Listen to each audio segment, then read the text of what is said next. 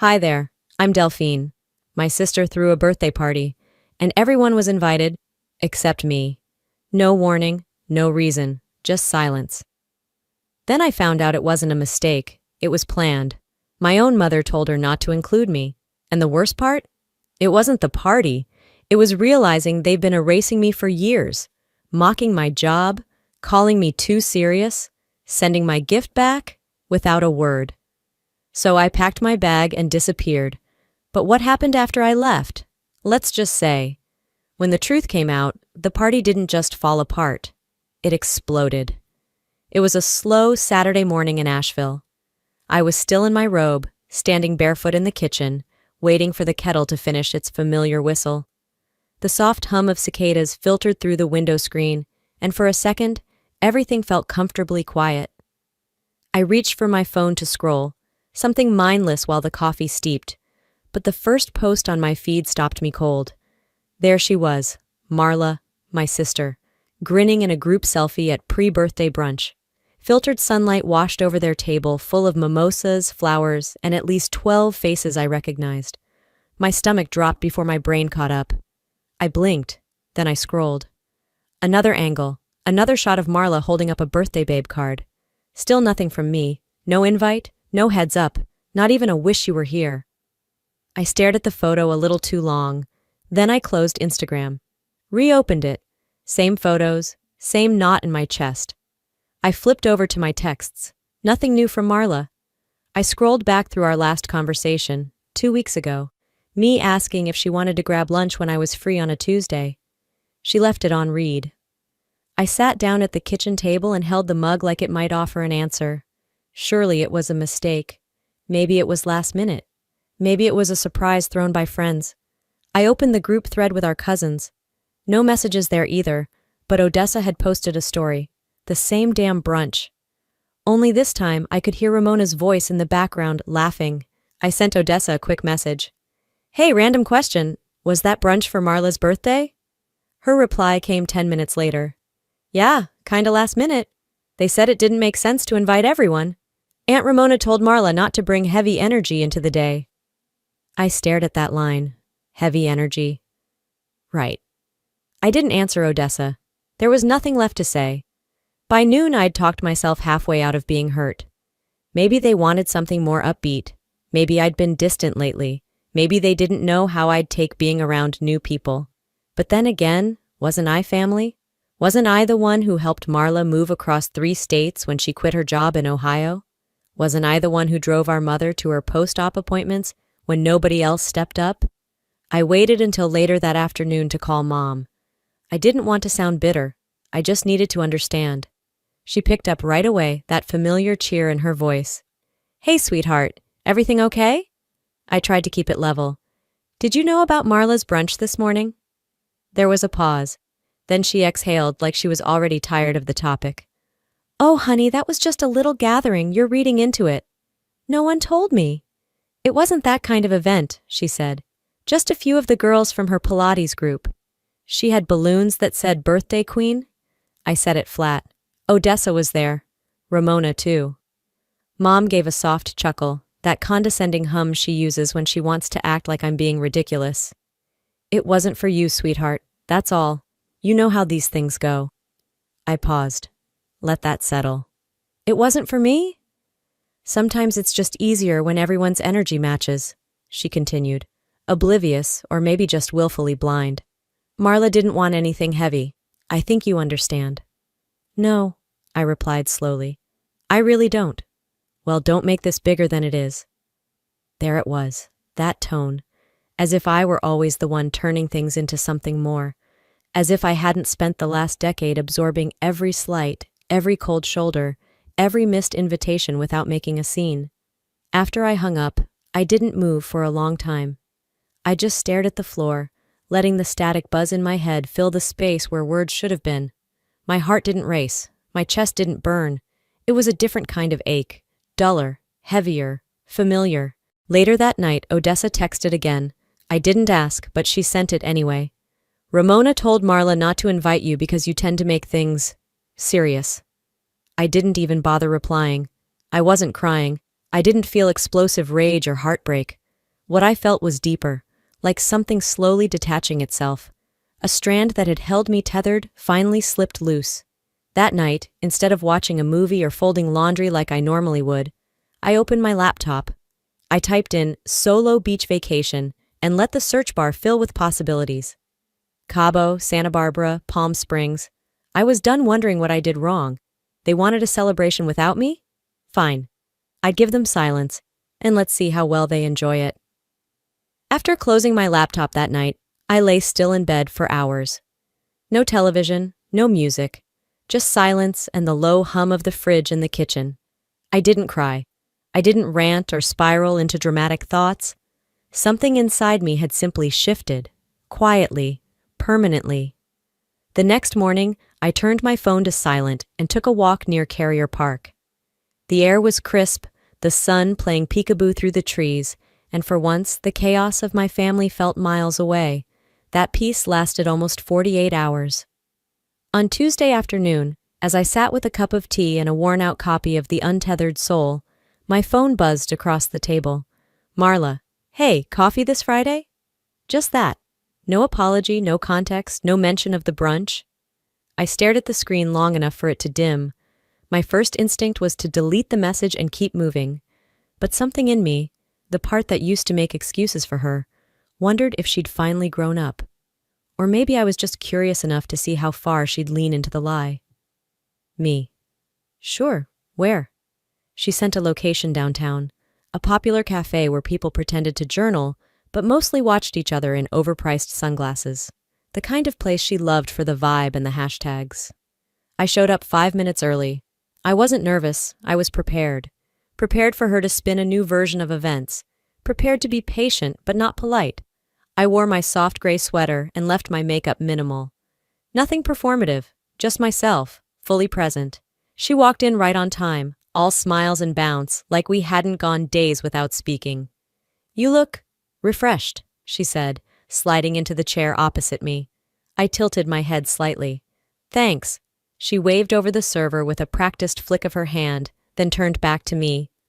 I figured we should catch up. Last week felt a little off. I raised an eyebrow. You think? She leaned back with that signature sigh she used in high school when I asked too many questions. Look, I didn't think the brunch would interest you. It was kind of a party vibe. You're not really the party type, Delph. There it was, the jab wrapped in silk. I took a slow sip from my mug. So I don't vibe with mimosas and fake laughter? Marla smirked, but her eyes flicked away. You always read too much into everything. You could have just said, hey, I want to come. You're my sister. I didn't think I had to ask for an invitation.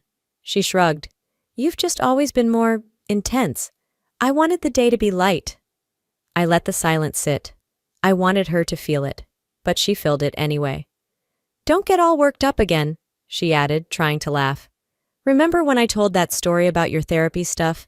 Everyone thought it was hilarious. I stiffened. Which story? I asked, though I already knew. Oh, that dinner thing at Jen's house? I told them how you always give people, emotionally correct homework, she said, putting air quotes around it. I even did your calm voice. And how did that make you feel? She chuckled. It killed. She actually thought it was funny. I remembered that night. I'd felt off, like the energy had shifted. I just hadn't known she'd weaponize my work for sport. You mocked my clients, I said, my voice even. You turned what I do into a joke. She blinked. Come on, it wasn't that deep. You're being sensitive. That word, sensitive. My palms curled against the ceramic mug. I kept my breath steady. Marla, I said, if being self-aware and emotionally literate makes me a buzzkill, then I'll gladly be the rain on your fake parade. She blinked. It was just a party. No, I said quietly. It was just your way of reminding me that I've never quite belonged at your table. We sat in a silence that wasn't peaceful. It was performative, her trying to decide what mask to put on next. She reached for her purse like she was already bored. Well, don't be dramatic. I was just trying to include you again. I stood up. Don't. You excluded me on purpose. And now you want a gold star for offering lukewarm coffee? She rolled her eyes. God, you really are exhausting sometimes. I didn't respond. I didn't need to. I placed a $10 bill on the table, mine and hers, and walked out. The fall breeze hit me square in the face as I stepped outside, but I welcomed it. At the crosswalk, I pulled out my phone and typed 5 words. Last-minute vacation deals for one. Back at my apartment, the hallway felt longer than usual. I tossed my keys onto the kitchen counter and slid my coat off with one hand while pulling my laptop from my tote with the other. I didn't even turn on the lights. Just the faint blue glow of the screen illuminated the living room as I settled on the couch with a glass of Merlot and a faint, familiar ache behind my ribs. The search tab was still open. Beach destinations, spa resorts, single traveler packages. I bookmarked a page for a boutique resort in Palm Springs. Ocean adjacent, but not too touristy. It looked warm, detached, like exactly where I needed to be. But before I could book anything, my brain started doing that thing again. Unpacking memories I never asked for. I remembered a Thanksgiving dinner 3 years ago. We were at Aunt Ramona's place, a long table crowded with overcooked stuffing, half-warm casseroles, and a room full of voices trying to talk over one another. Someone had just asked about my love life, joking, I think, but the kind of joke that was never actually light. And Ramona, with her perfect lipstick and snide timing, raised a glass and said, "Delphine, she's still single because she's too intense. She makes everything a therapy session." Everyone laughed, even Mom. I smiled then. I really did. I played it off with a little eye roll and a sip of wine, but inside it stuck, like a shard I'd never been able to dig out. I remembered how I looked down at my plate and couldn't taste a thing after that. I took another slow sip of my wine and clicked on another resort ad, but the next memory came before I could stop it. Odessa's voice this time, in a quiet kitchen at one of our cousins' weddings.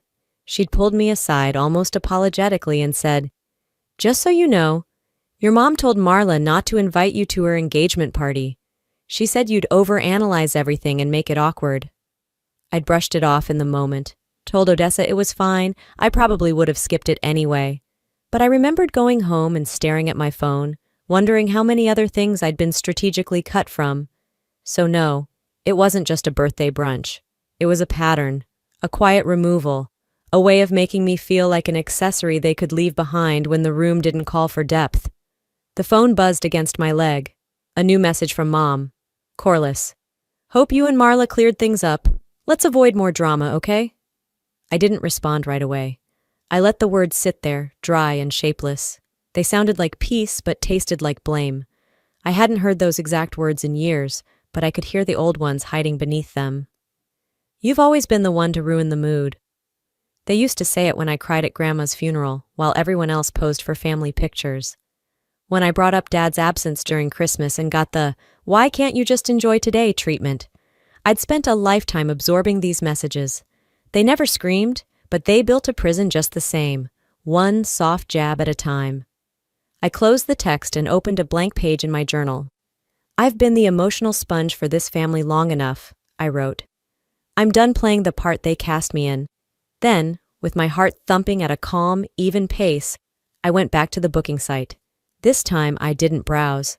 I chose the Palm Springs resort with the soft linen bedding and ocean view balcony. I entered my credit card information, clicked confirm, and watched the screen flash with a booking number. It felt like I'd just signed a declaration. Not of war, but of freedom. I sat still for a moment, letting it all land. The silence wasn't heavy anymore. It was mine. Before bed, I opened my photo folder and scrolled to the saved brunch pictures Marla had posted. There was one where she was laughing with a flute of champagne in her hand, surrounded by women wearing florals and fake smiles. I selected them all. Deleted. Then I closed my laptop and whispered aloud, to no one but myself, "Let's see how it feels to disappear on purpose." The next morning, I made my usual cup of coffee but didn't drink it. I left it on the counter, untouched, as I sat on the edge of the bed scrolling through emails. Nothing urgent. A newsletter from my yoga studio, a sale on compression socks, a receipt from the resort, and then, almost as an afterthought, a Venmo notification. "Marla sent you $135. Note, for the necklace, didn't match the vibe. No, thank you.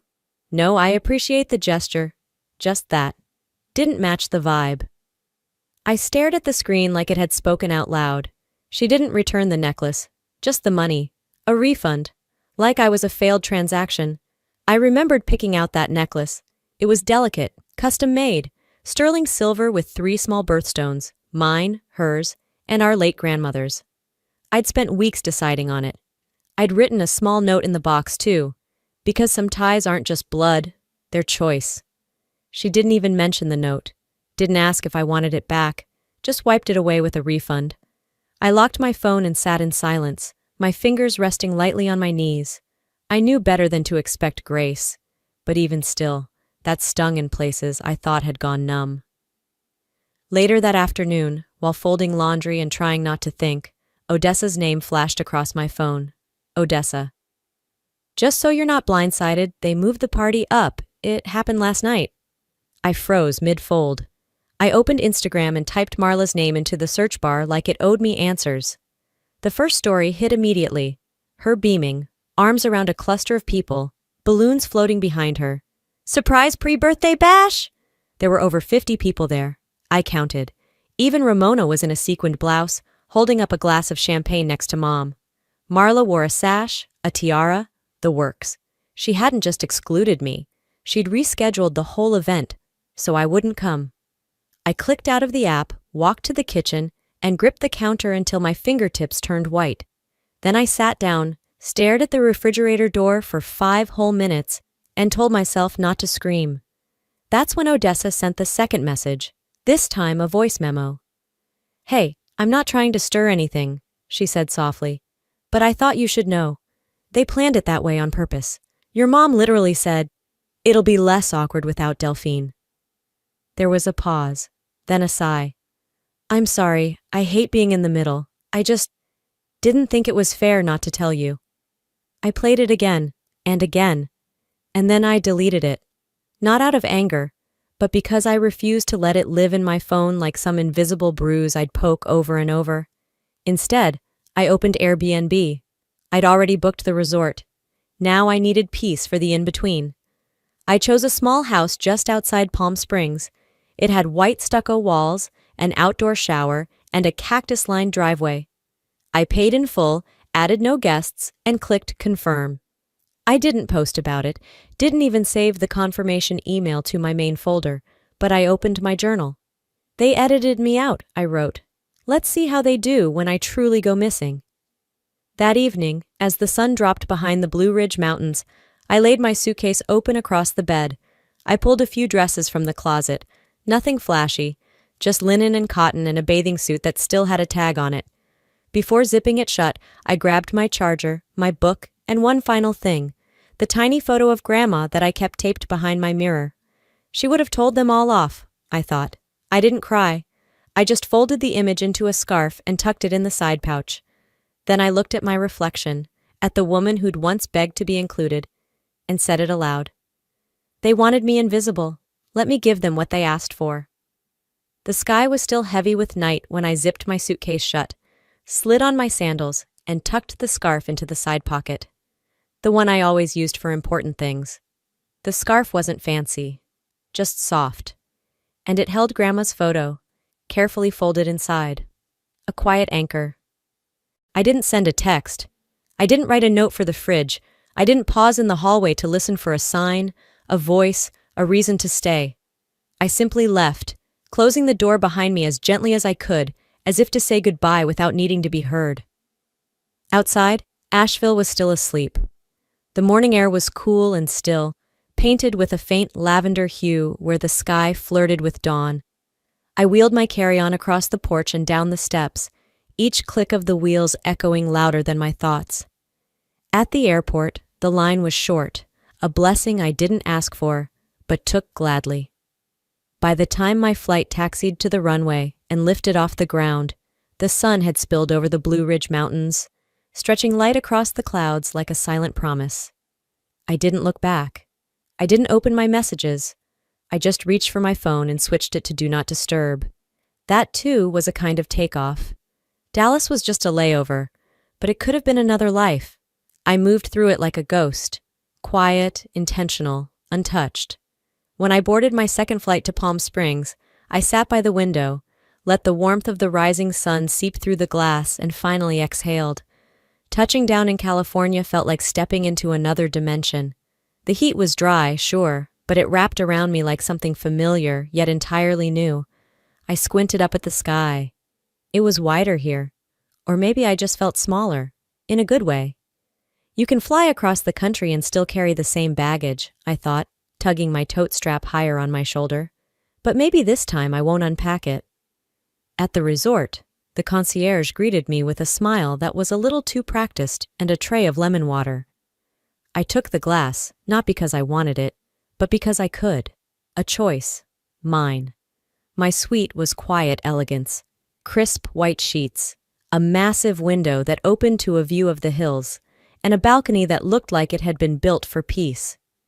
I dropped my bag without ceremony and stepped onto the balcony, stretching my arms like wings. I didn't need anyone to know why I was here. I just needed to remember that I'd chosen to be. The afternoon passed like a song I didn't have to learn. I slipped into a swimsuit, found a lounge chair near the pool, and let my book fall open beside me. I wasn't reading, I wasn't thinking, I was just there.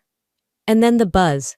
My phone vibrated twice, sharp and unwelcome against the fabric of my towel. Marla. The message read, "Heard you're traveling.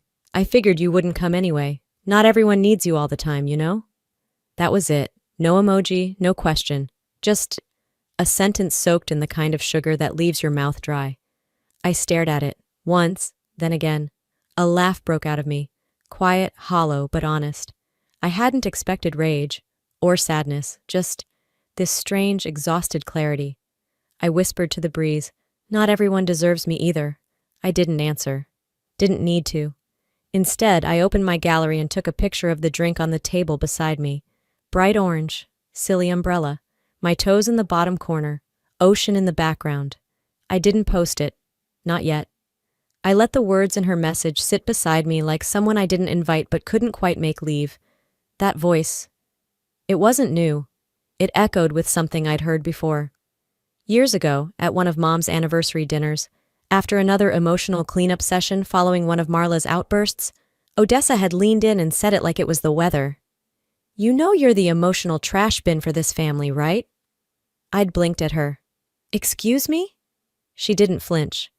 "Everyone dumps their drama on you, their shame, their resentment. You're the sponge, Delphine.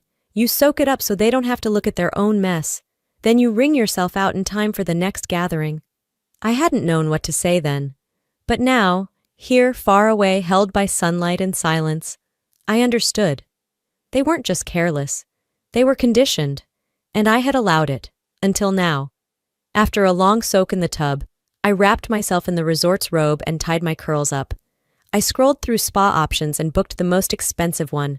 Massage, facial, lunch, everything. Why not? Then I did one more thing. I changed my phone's lock screen. 3 words, white on black. I am enough. Later, under the sun, I finally posted. The infinity pool. The mid-afternoon glow. My caption.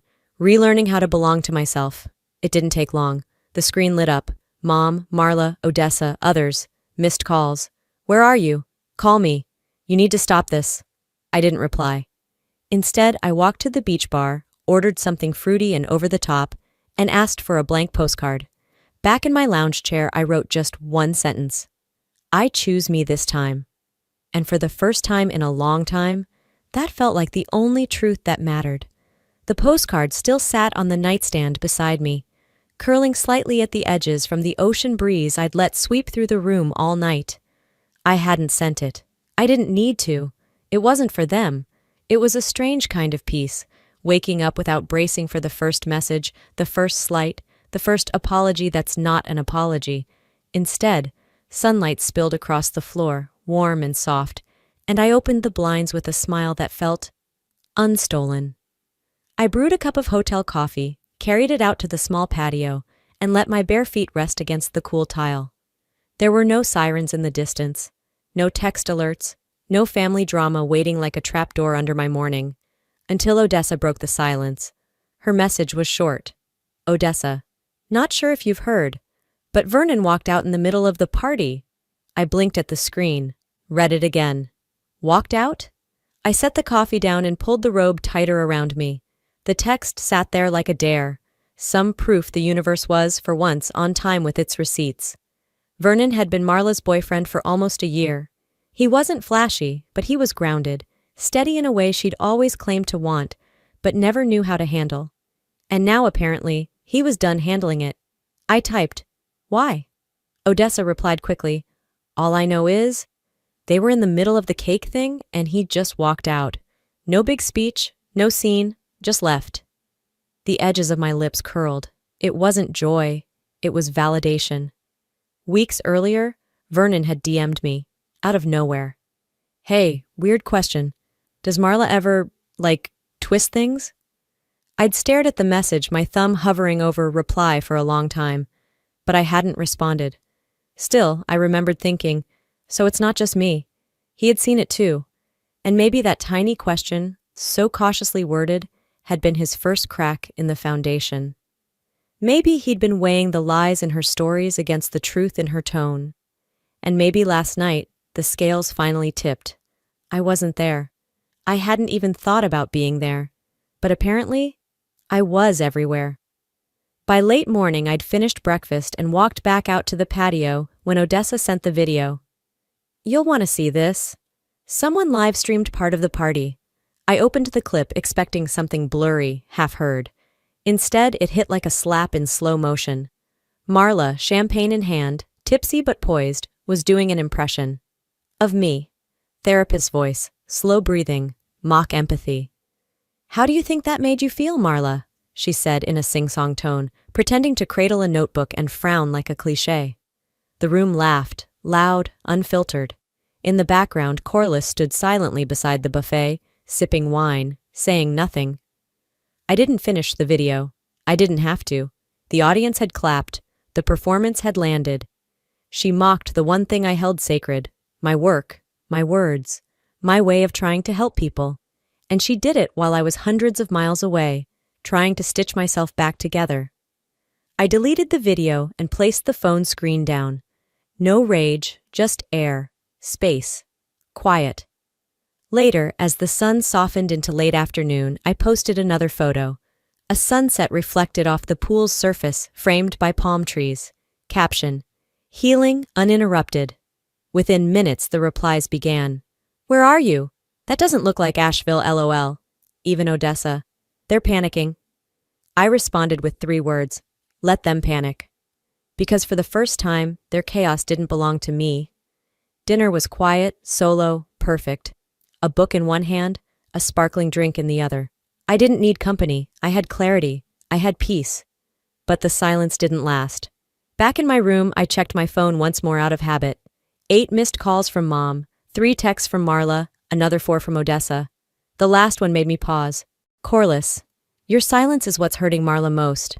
Please don't make this worse." I stared at it, long and hard. Then, without responding, I slid the phone under the pillow and walked to the shore. The sand was cool, the wind had softened, and I let the water reach my ankles as I whispered into the night. "I'm not making it worse. I'm just no longer making it easy." I watched the sunrise through sheer curtains, light painting the white tile floor with gold. The waves lapped quietly beyond the glass doors. I took my time. 1 sip of coffee, 1 slow breath, 1 moment without needing to react. But peace doesn't last when you're everyone's missing puzzle piece. I unlocked my phone to check the time, and there it was, Odessa's name at the top of my notifications again, along with a screenshot. It was a group chat. Ramona had written, in her usual theatrical flair, "If Delphine had just been there, this wouldn't have spiraled like this. You know how she steadies Marla." Below it, Odessa had typed, "Just thought you should see what's being said." A follow-up message from Odessa landed seconds later. "Sorry, I didn't agree, just didn't want you blindsided." I leaned back into the pillow and stared at the ceiling fan turning slow overhead. There it was, the familiar shift of blame.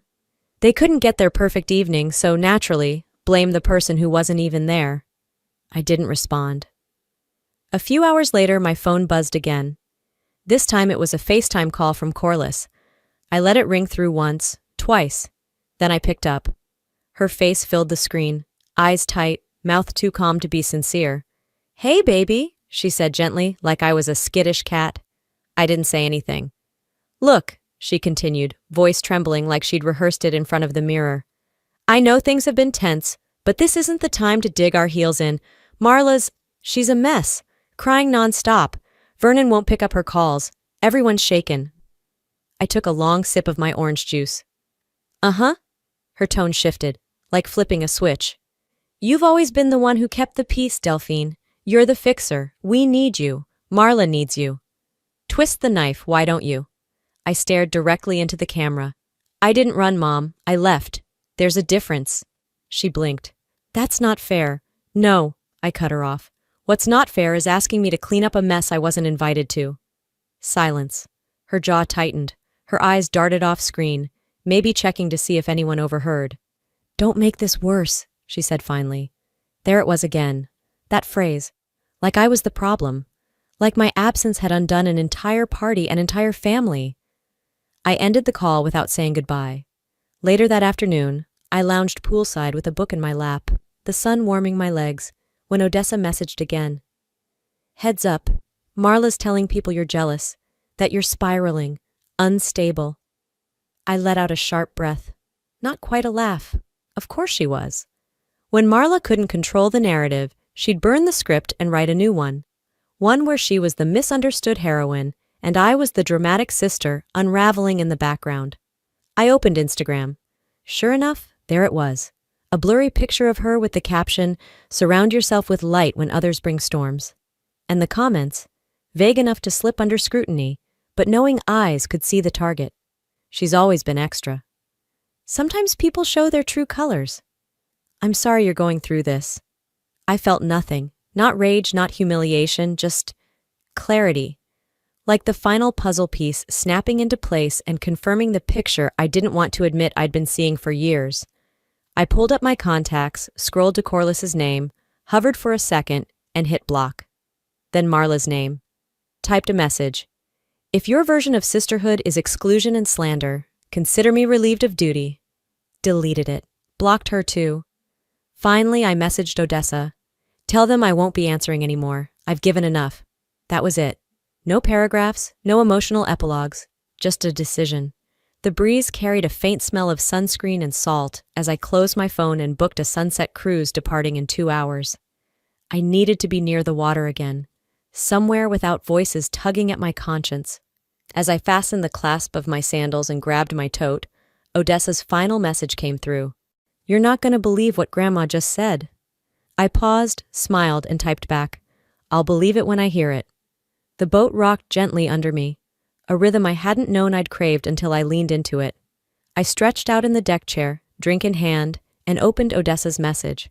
Grandma just went off at brunch, like in front of everyone. My eyes narrowed. I reread it twice. Then a second message popped up. She told Ramona, Mom, and even Marla, "If you had treated Delphine better, maybe none of this would have happened.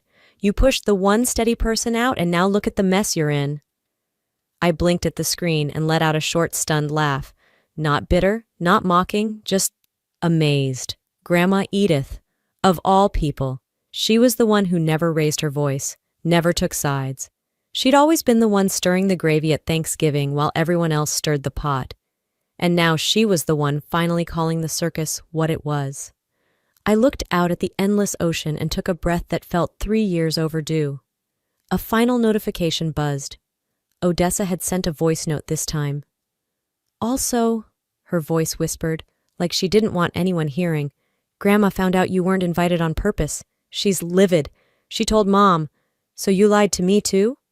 I sat up straighter, my mind pulling at an old thread. Of course. Months ago I'd overheard Corliss whispering to Marla at a family gathering, low enough to pretend it wasn't meant for me, but just loud enough to sting. "Don't let Grandma know we left Delphine out. You know how she gets about fairness." Back then, I'd let it slide. Or thought I had. But now that memory echoed like a bell inside my ribs. The truth had finally come up for air. I didn't feel vindictive. I didn't feel the urge to blast it across social media or screenshot it to my therapist. I felt still. Like the fight had ended and I wasn't the loser or the winner. I was simply no longer in the ring. Back at the resort that evening, I didn't upload a photo. I didn't post a caption. I didn't reply to Odessa or Grandma or anyone else. Instead, I opened my journal and wrote in neat, deliberate cursive. They edited me out. Now I'm no longer waiting to be written back in. I'm not waiting for them to catch up. I've already gone. After I closed the journal, I went to my texts and deleted the family group chat without hesitation. The screen looked cleaner without it, like wiping off a mirror fogged from years of holding in my breath. Later that night, Odessa forwarded a short email Grandma had sent her to pass along to me. I opened it while curled under the thin resort blanket, the hum of the AC soft and steady in the background. Subject: just so you know, Delphine, I'm sorry. I'm sorry they made you the strong one. The one who always absorbed, always adjusted. I should have seen it.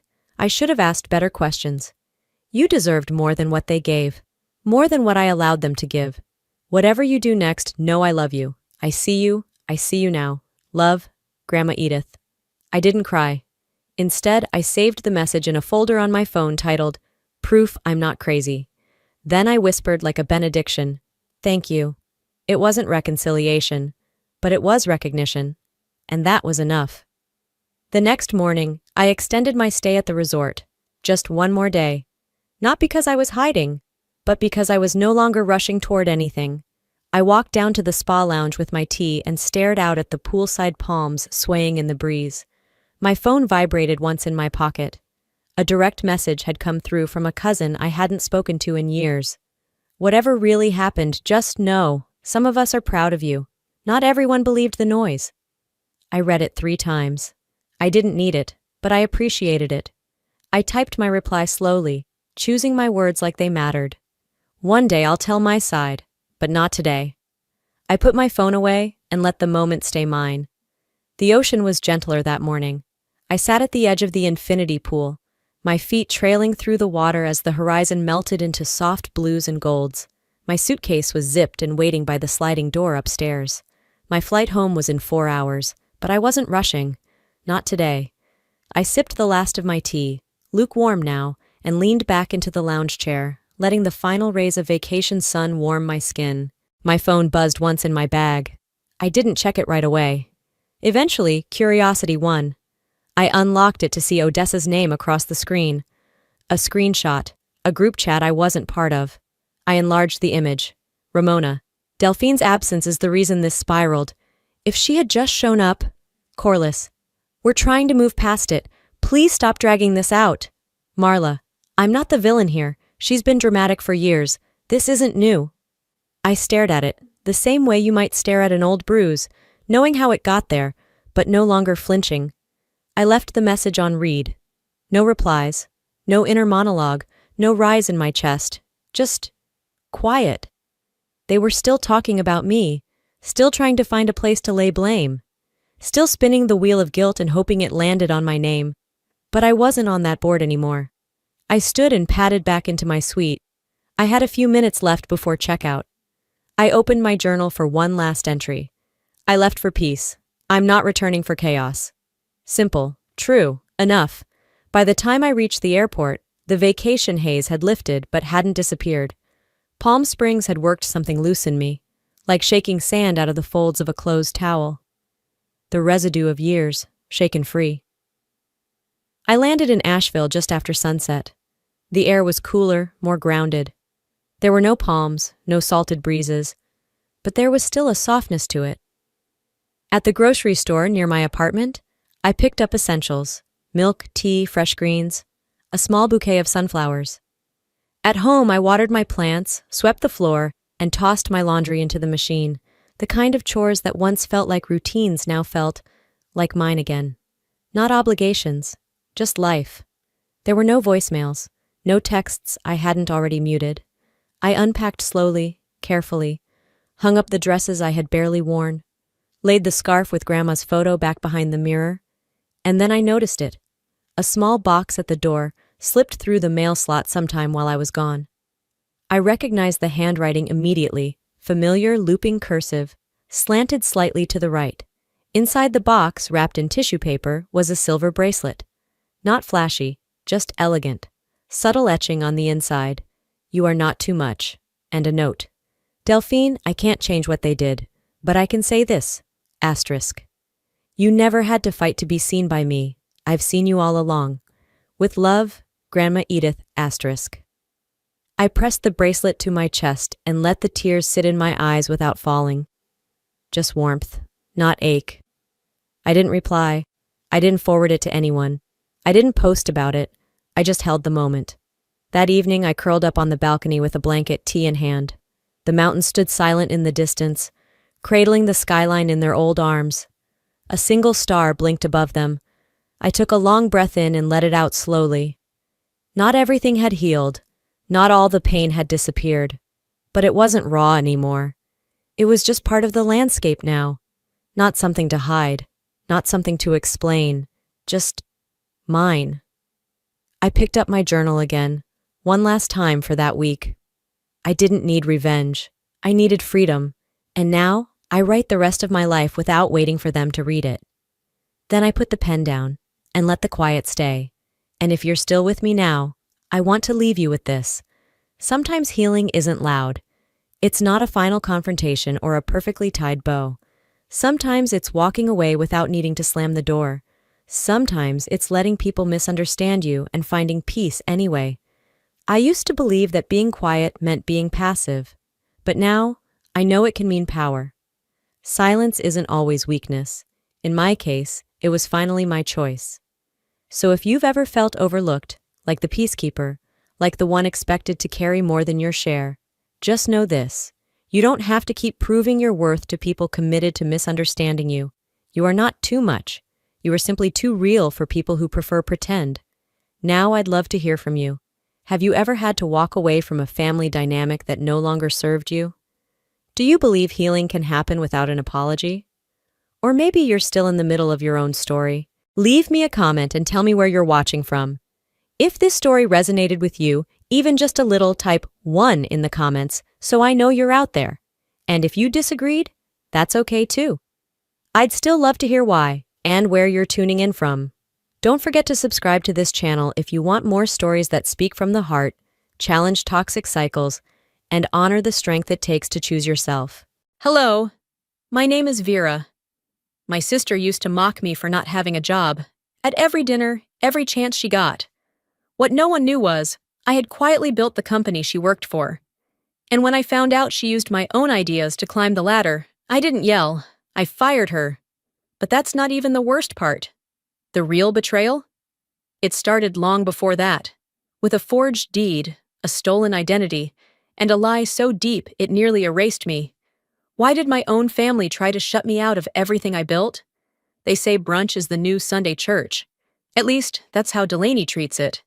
Every weekend, like clockwork, she books the most polished table at the Mulberry Inn. White linen napkins, lemon-infused water, waiters who know her name. And I go along, every time, like a ghost dragging herself into someone else's celebration. That morning, I sat quietly at the far end of the table, nursing a lukewarm cappuccino I hadn't asked for. Delaney and her corporate crowd, sharp suits and sharper tongues, were already deep into stories about their latest wins, client deals, weekend escapes, six-figure bonuses. I smiled when appropriate, nodded when expected, and stayed invisible. It was Kyle, her favorite lapdog, who finally turned to me. So, Vera, what are you working on these days? I opened my mouth, only to be cut off by Delaney's voice, coated in syrup and acid. She's doing what she does best, waiting. A second of silence, then laughter. Loud, knowing, gut-punching laughter. My stomach clenched, but I didn't flinch, not on the outside. I looked down, stirred my cappuccino like it mattered. I could feel their eyes bounce off me like I was a decorative plant someone forgot to water. She's just being modest, Kyle added with a smug grin. Vera's a free spirit, right? I swallowed the lump rising in my throat and forced a smile. I'm building something, on my own, I said, more to myself than anyone else. Ah, so no steady income, another voice chimed in. Maybe Heather, maybe someone else. It didn't matter. They all sounded the same. Delaney took a sip of her mimosa like she'd just dropped the mic, and no one corrected her. I waited for someone, anyone, to say something. My mother-in-law sat 2 seats down. She reached for the fruit tray, changed the topic to local property taxes, and pretended I didn't exist. I excused myself after 15 more minutes of playing along. I told them I had a headache. The truth? My dignity was cracking, and I needed to leave before it shattered completely. The parking lot outside felt like a different world. Quiet, gray, indifferent. I got in my car and just sat there for a moment. The hum of the engine matched the buzzing in my ears. The brunch was supposed to last another hour, maybe more. No one texted to check on me. Driving home, I didn't even turn on the radio. My thoughts were loud enough. I used to have dreams, real ones, big ones, a company plan, designs, goals scribbled in notebooks. But dreams die quietly when no one believes in them. Not even you.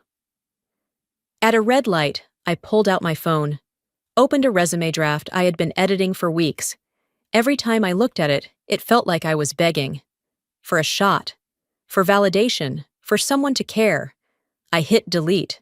The green light flashed. I kept driving. Back home, the house greeted me in silence. I didn't turn on the lights. I didn't need to see the space to feel how empty it was. Instead, I sat at the kitchen counter and scrolled through the brunch group chat. A photo popped up, everyone smiling in front of the bar's flower wall. I wasn't in it. No one had asked me to join. And then, just as I was about to close the app, another message appeared, from Delaney. You know, I carried this family on my back. Some of us have real responsibilities. It wasn't meant just for me, but it hit like a direct shot. I stared at the screen for a long moment. Then I put my phone down, folded my hands together, and breathed. She'd said what she really thought. And now I had to decide. Would I stay the silent, steady one forever? I didn't reply to her message. I didn't even touch my phone for the rest of the evening. Instead, I poured myself a glass of tap water, turned off the hallway light, and sat in the quiet of my living room. The stillness had a way of pressing on me, like gravity pulling on everything I hadn't said out loud. She carried the family? I carried silence. That had to count for something. The next day, around 5:30, Mom texted me. Dinner tonight, just the family. Come if you're free. Just the family. That phrase landed oddly. But I went. I always did. And just like always, I arrived 5 minutes early and ended up being the last one seated. Mom's house looked exactly the same as it did when I was 15. Plastic-covered cushions, family portraits from decades ago still hung slightly crooked in the hallway, and the same faint scent of lemon pledge and old paper. Comforting. Familiar. And yet, that night, the air inside felt tight. Delaney had already taken the center seat, naturally. The chair with the best lighting, the closest to the kitchen. She wore a navy blue blazer that probably cost more than my rent, and had the kind of posture you only learn after years of winning arguments you shouldn't have won. I ended up at the far end of the table, between a crooked lampshade and a dusty sideboard. Dinner was a spread of roast chicken, garlic green beans, and mashed potatoes. I spooned a little of everything onto my plate, but didn't eat. Just moved the food around, tried to look engaged. Halfway through the meal, Delaney clinked her fork against her glass. Can I say something? I didn't look up. I already knew it wouldn't be good. I just want to say, she began, standing for emphasis, that I'm proud of how far we've come. Some of us have made sacrifices others don't even see. She gestured around the table like she was giving a TED Talk. I paid off Mom's surgery bills. I kept this house from foreclosure, and I made sure everyone had what they needed, no matter what it cost me. Mom gave a faint nod and patted Delaney's hand. I stared at the gravy bleeding into my potatoes. No one said anything, not my uncle, not my cousin Matthew, who was already 3 beers in, not even Mom. It was as if they were all watching a performance and didn't want to interrupt the show. Delaney sat back down, adjusted her napkin, and smiled, like she had just accepted an award. I didn't speak, There was no space for my voice at that table, and I wasn't going to fight for scraps anymore. After dinner, I drove home under a sky smeared with clouds. The air was heavy with the scent of early spring, wet grass, pavement just beginning to cool from the day's warmth. Once inside, I kicked off my shoes, tossed my keys on the counter, and collapsed on the couch. The silence wasn't peaceful this time. It buzzed. Out of habit, I opened the family group chat, scrolled past memes, grocery deals, and blurry photos of someone's new puppy. Then a video started playing, autoplayed without sound at first. The thumbnail froze on Delaney's face. She was holding a champagne flute, cheeks flushed, clearly mid-toast. I tapped to unmute. "Vera!" she laughed, eyes squinting. "You mean our family's pity case? Every family's got one." A burst of laughter followed. People I didn't recognize, co-workers maybe, colleagues who only knew me through her twisted lens. One woman asked, "Wait, she's your sister?" Delaney rolled her eyes, then sipped her drink.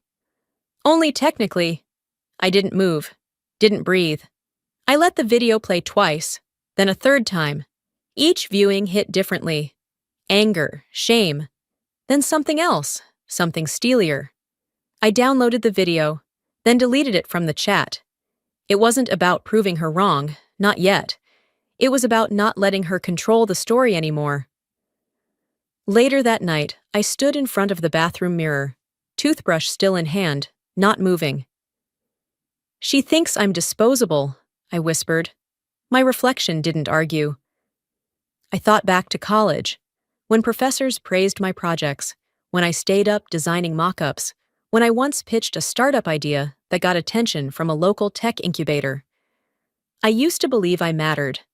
I opened my bedside drawer and pulled out a worn, spiral-bound notebook. "Let them underestimate you," was scribbled across the cover. Inside, on the next clean page, I wrote 2 names. People from the video. I didn't know what I'd do with them yet, but they mattered now. I flipped back to the cover and pressed the notebook shut. Then I went back to the group chat, curious. The video had dozens of reactions, hearts, laughing faces, a few inside jokes, but one comment stood out. "She still thinks she owns something. Cute." I stared at it, and without smiling, I whispered, "We'll see." The next morning, I stood at the kitchen counter, slowly slicing a pear. Not for breakfast, just something to do with my hands. The notebook lay nearby, closed but humming with new purpose. I could still hear that video in my head, each laugh like a nail being tapped in deeper. I had no plan. Not yet. But I wasn't waiting around to be pitied anymore. By late afternoon, I'd convinced myself it was just a regular errand run. I packed a tote with some soup, Tylenol, a box of herbal tea, and a sleeve of shortbread cookies, my mom's favorite. It wasn't out of the ordinary. She hadn't been feeling great lately, and I used to drop things off when I could. Only this time, I needed something too. A conversation. The drive across town was quiet, the sky turning silver, threatening rain, but never delivering. Her house sat tucked behind a line of maple trees, the same ones Delaney and I used to rake leaves under every fall. I parked at the curb and walked up the cracked path, balancing the grocery bag on one hip. She opened the door with a surprised smile. "You didn't text." "I figured I'd stop by, just for a bit." She stepped aside, and I followed the scent of lavender cleaner into the kitchen. Everything was in its place. Everything always was. I set the bag down on the counter. "This is for you. Some things you like. I thought you might be out of tea." She smiled, almost tender. "Thank you, sweetheart." We sat at the table. She poured us both a glass of water. We didn't speak much, but eventually I cleared my throat and said, "I wanted to talk to you about dinner the other night." Her expression didn't change, but her shoulders tightened. I went on. "What Delaney said, it hurt, a lot." And no one said anything. She kept her eyes on the rim of her glass. "She didn't mean it that way." I gave a short breath through my nose. "She said she carried the family, that she saved everyone. like I've never done a thing in my life that mattered. "You're the baby," she said, like that explained it all. "You've always had less weight to carry. That's not her fault." I blinked. So, she gets to mock me, and I'm supposed to thank her for it? Mom didn't look at me when she replied. "Sometimes the youngest needs to learn when to be quiet." The words settled like concrete inside my chest. Not shouted, not cruel, just carved from years of quiet bias, the kind that molds everything you believe about yourself. I nodded slowly and stood. "Okay." "I didn't mean it like," she started, but I was already picking up my tote. "It's fine," I said gently. "I should go."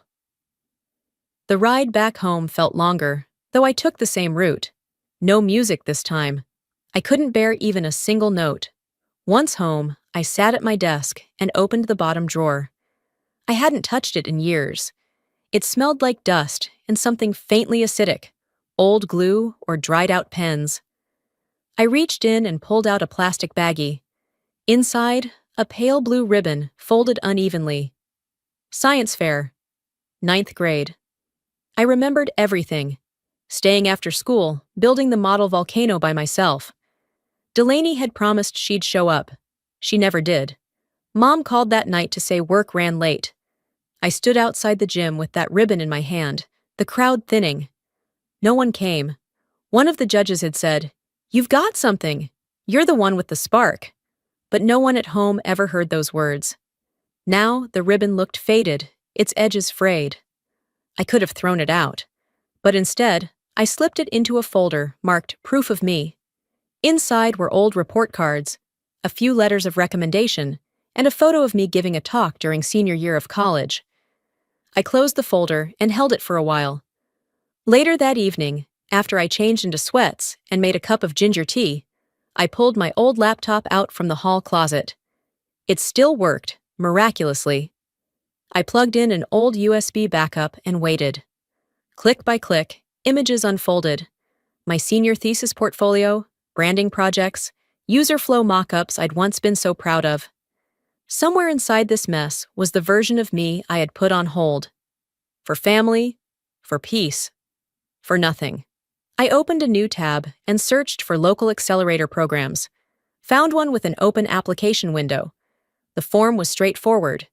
They didn't ask for pedigree or referrals, just vision. I filled in the basics, then paused.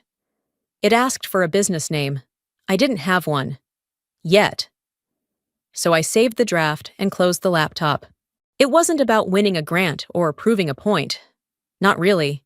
It was about giving myself permission to remember who I was before I started believing them.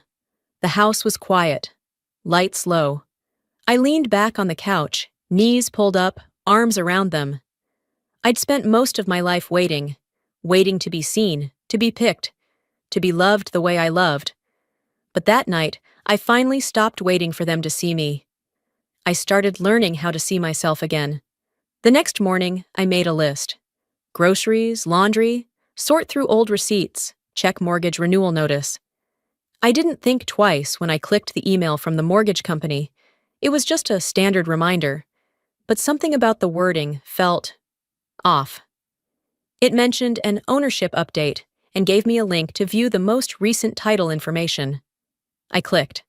The page loaded slowly, like it knew what it was about to do to me. And then, there it was. Delaney Monroe, under legal title holder. I blinked, hit refresh, scanned the document again. Delaney's name, not mine.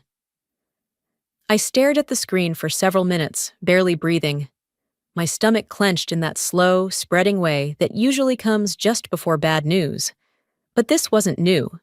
This was something old, something that had been sitting there quietly for years, like mold under wallpaper. I remembered the down payment. That check I wrote with my own hand, from the inheritance Aunt Julia left me. I remembered going to the notary. I remembered Delaney tagging along because she had more experience with paperwork. I remembered signing something, but I was rushing, trusting. She said it was just for convenience, just to help with the bank process. Now her name was on the deed. I grabbed my phone and dialed my mother. She answered on the third ring, breathless. "Oh, honey, everything okay?" "Mom, do you remember when I bought the house? Why is Delaney listed as the owner?" There was a pause. Then, that familiar rustling sound of her settling into her chair. "Oh, well, she handled all the forms, right? She said she'd keep things organized for you. You didn't want to deal with all the back and forth." I swallowed hard. "You knew?" "I just assumed you both agreed to it. Delaney's always been so responsible." I didn't say anything. What was there to say? "She's looked out for you, Vera. I hope you remember that. Looked out for me, like a wolf looks out for sheep." I ended the call politely, then sat still for a long while. The hum of the refrigerator, the only noise in the kitchen. Later that week, I got a message from an old colleague, someone I hadn't spoken to in over a year. He said there was a local recognition ceremony happening, one of those tech community events where startups and companies gave lightning talks and awards were handed out. "Thought you might want to attend," he said. "Your sister's on the program." I hesitated, then RSVP'd yes.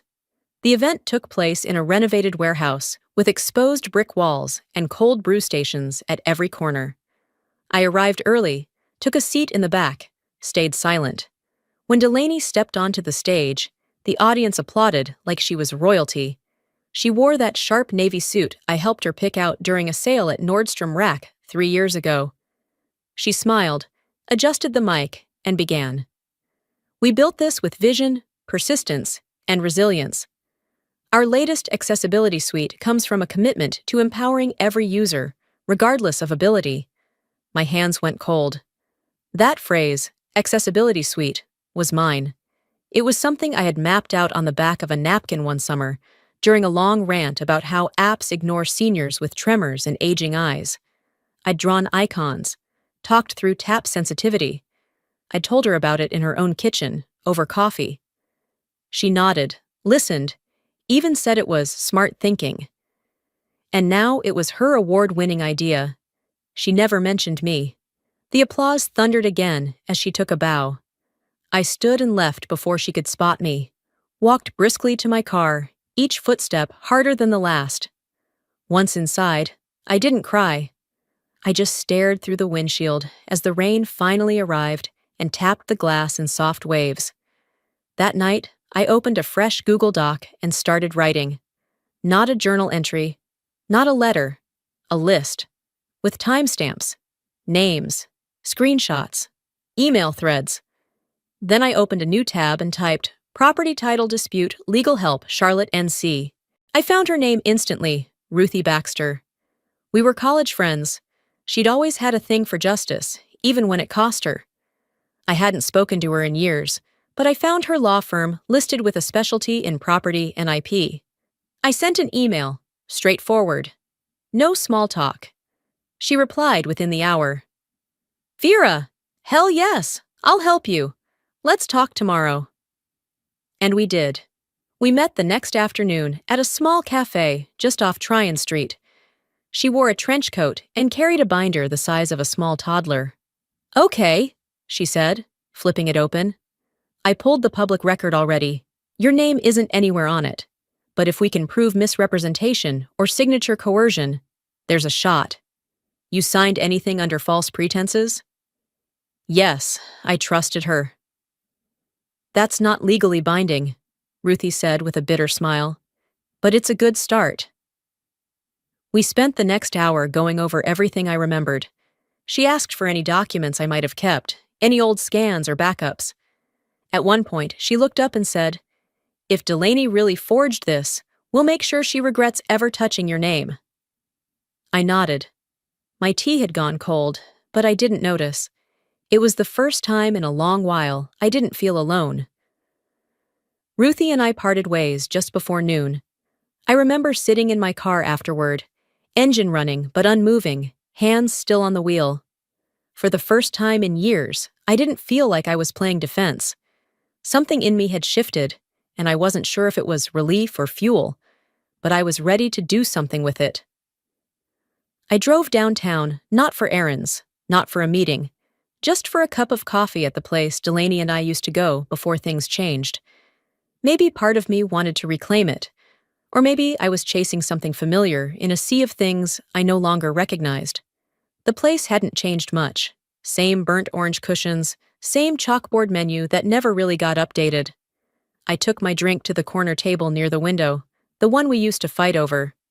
Halfway through my latte, I heard two women at the next table talking animatedly. "Did you get your invite yet?" one asked. "For the charity tech thing next Thursday?" The other laughed. "Girl, I've been pre-registered since March. Delaney Monroe sent mine herself." I didn't move, didn't blink. Delaney. Charity tech event. Next Thursday. That was my event. I'd co-founded that series 3 years ago. I'd built the deck, pitched the first sponsors, even helped write the bylaws when we moved it under the holding company. My name was on the first 5 programs. And now? Now I was learning about it from strangers in a coffee shop. I pulled out my phone, searched for the event website. There it was. Polished, full color, stacked with names I recognized. And not mine. Not even as a guest. I called the venue directly, giving a fake name at first, just to get through. Then I switched to my real one. "Hi, this is Vera Monroe. I'm trying to confirm my registration status for the Impact Forward Tech Forum next Thursday." There was a pause. Some clicking. I see the list here," the young man said. "You're not listed as an attendee. Maybe check with your company's coordinator?" "My company is hosting the event." Another silence. He lowered his voice. "I was told to list only active stakeholders. That came from upper admin." I thanked him, hung up, and stared at the logo on the website, one I had designed during a sleepless night 2 years ago. It wasn't a mistake. They'd erased me on purpose. That night, I opened a new document on my laptop. Exclusion logs.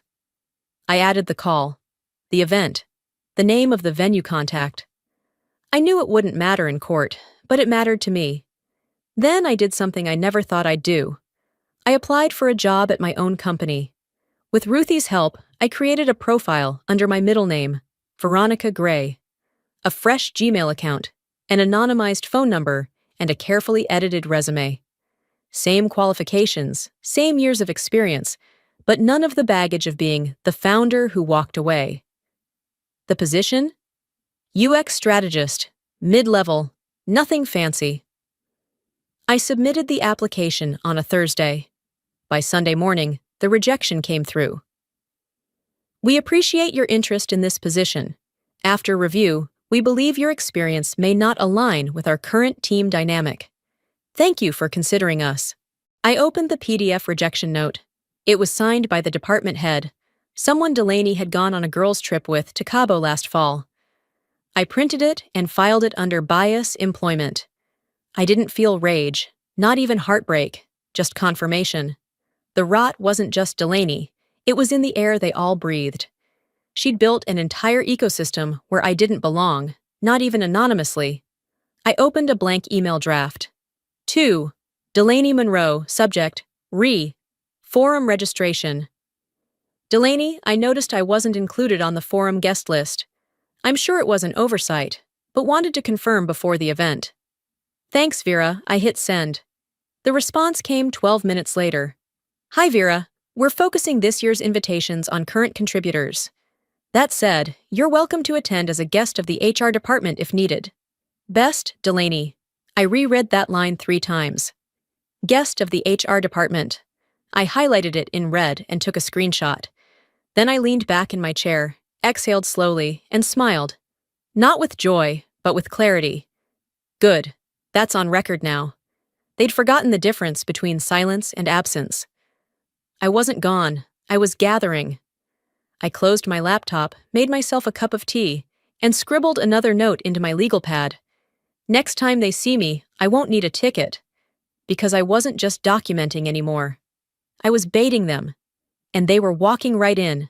The sun hadn't risen yet when Ruthie called. Her voice buzzed with urgency. Not panic, but that quiet hum of adrenaline people get when they've just seen something they can't ignore.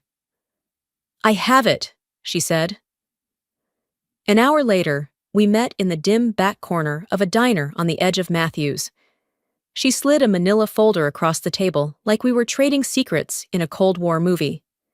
Inside were photocopies of share transfer documents that bore my name, my old signature, and a notary stamp dated 6 years ago.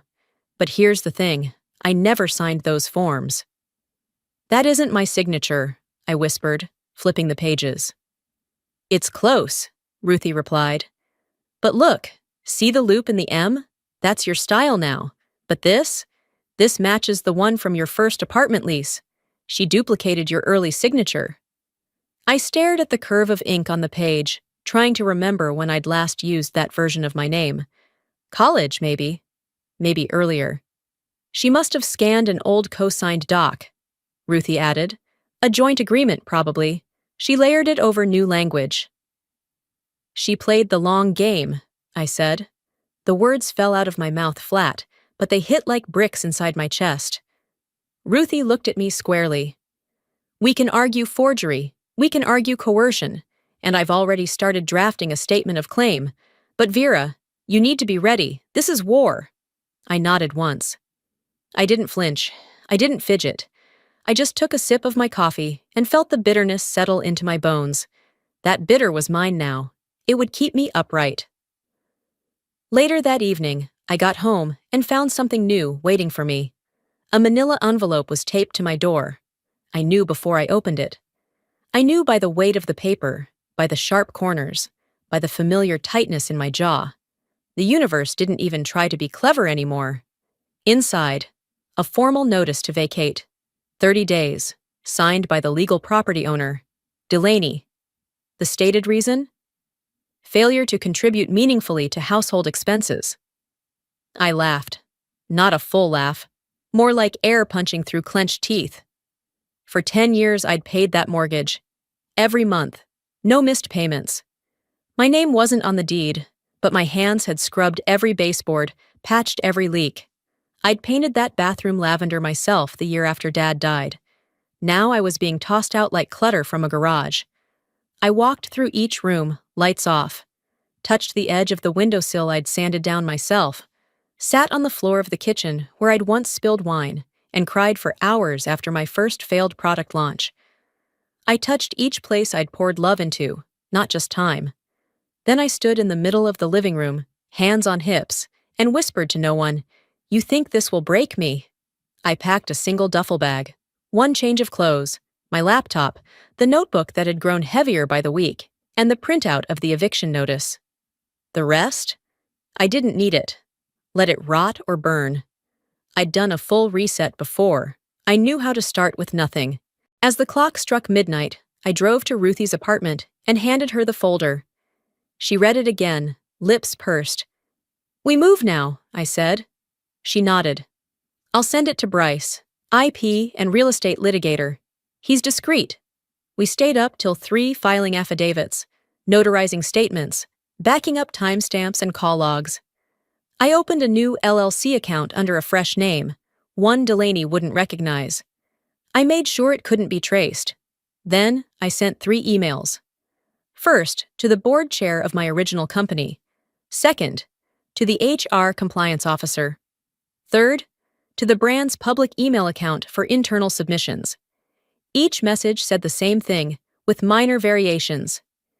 In light of recent documentation and legal findings, I am formally requesting an internal audit and ownership review of all founder equity and stakeholder arrangements.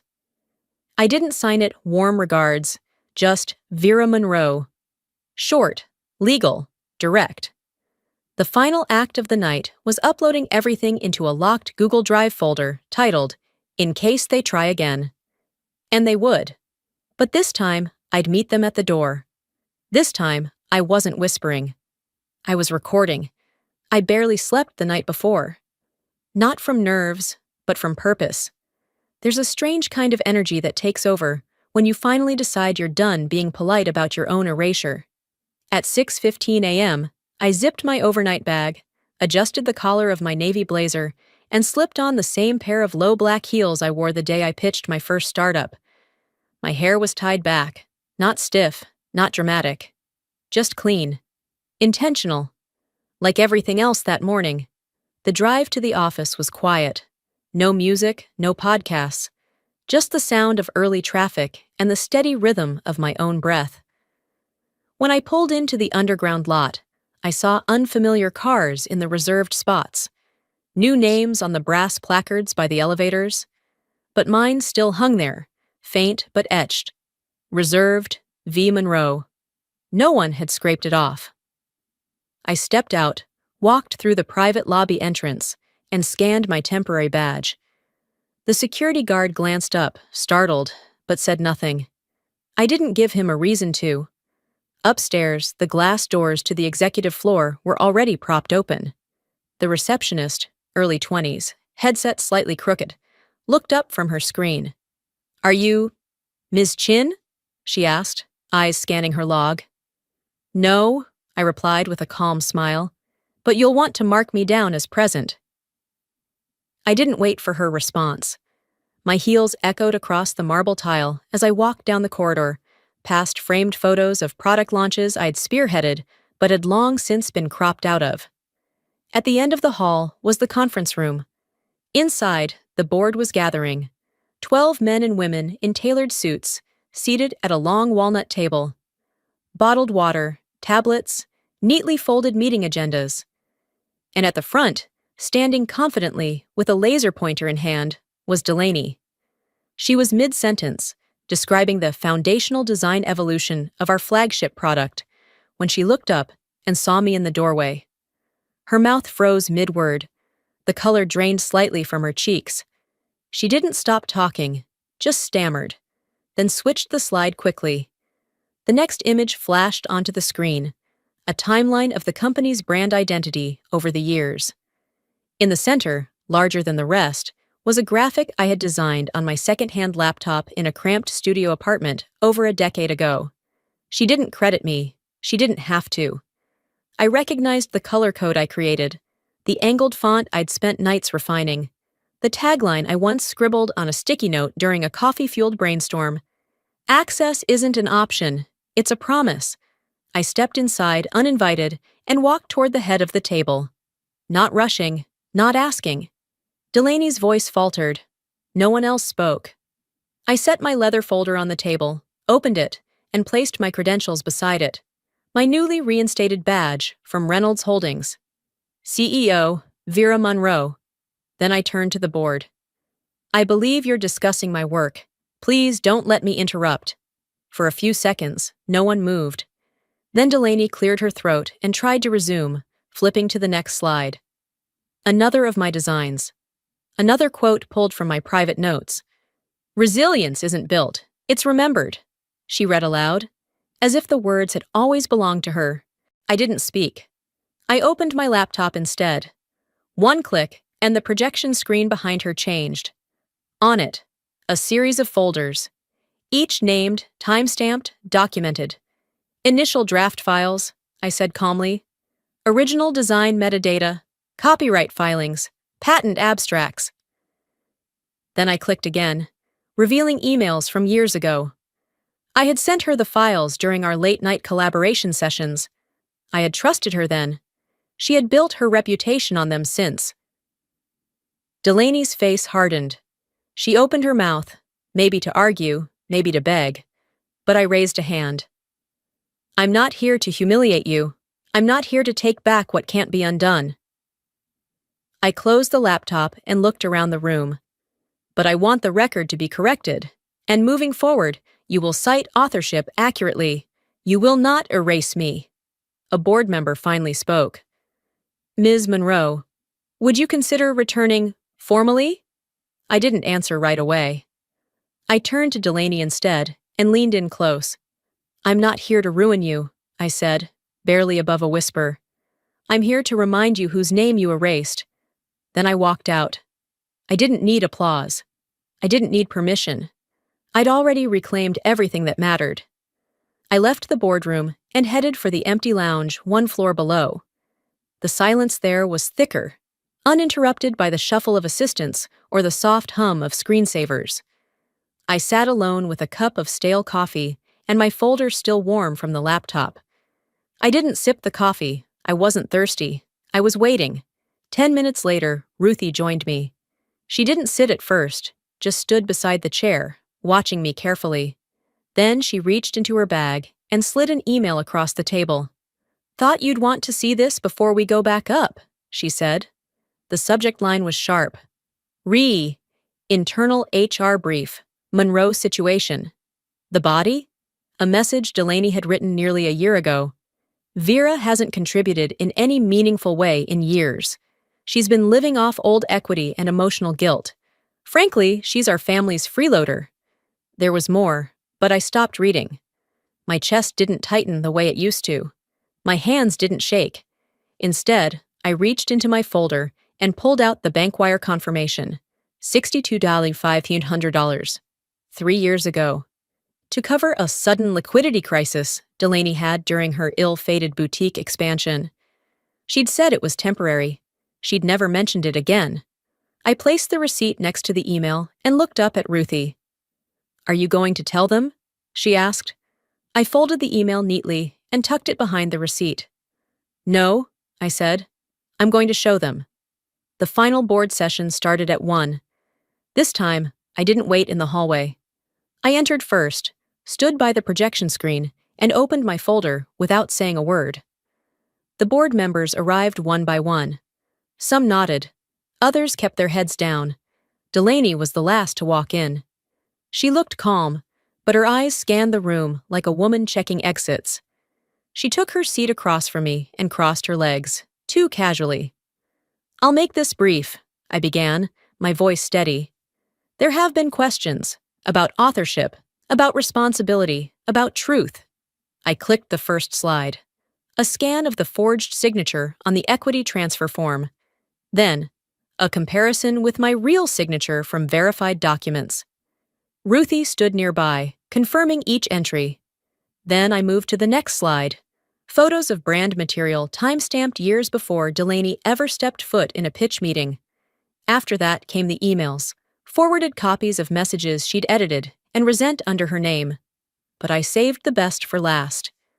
I pulled up the email Ruthie had just shown me. Then, without fanfare, I placed the wire receipt on the conference table and pushed it toward the center.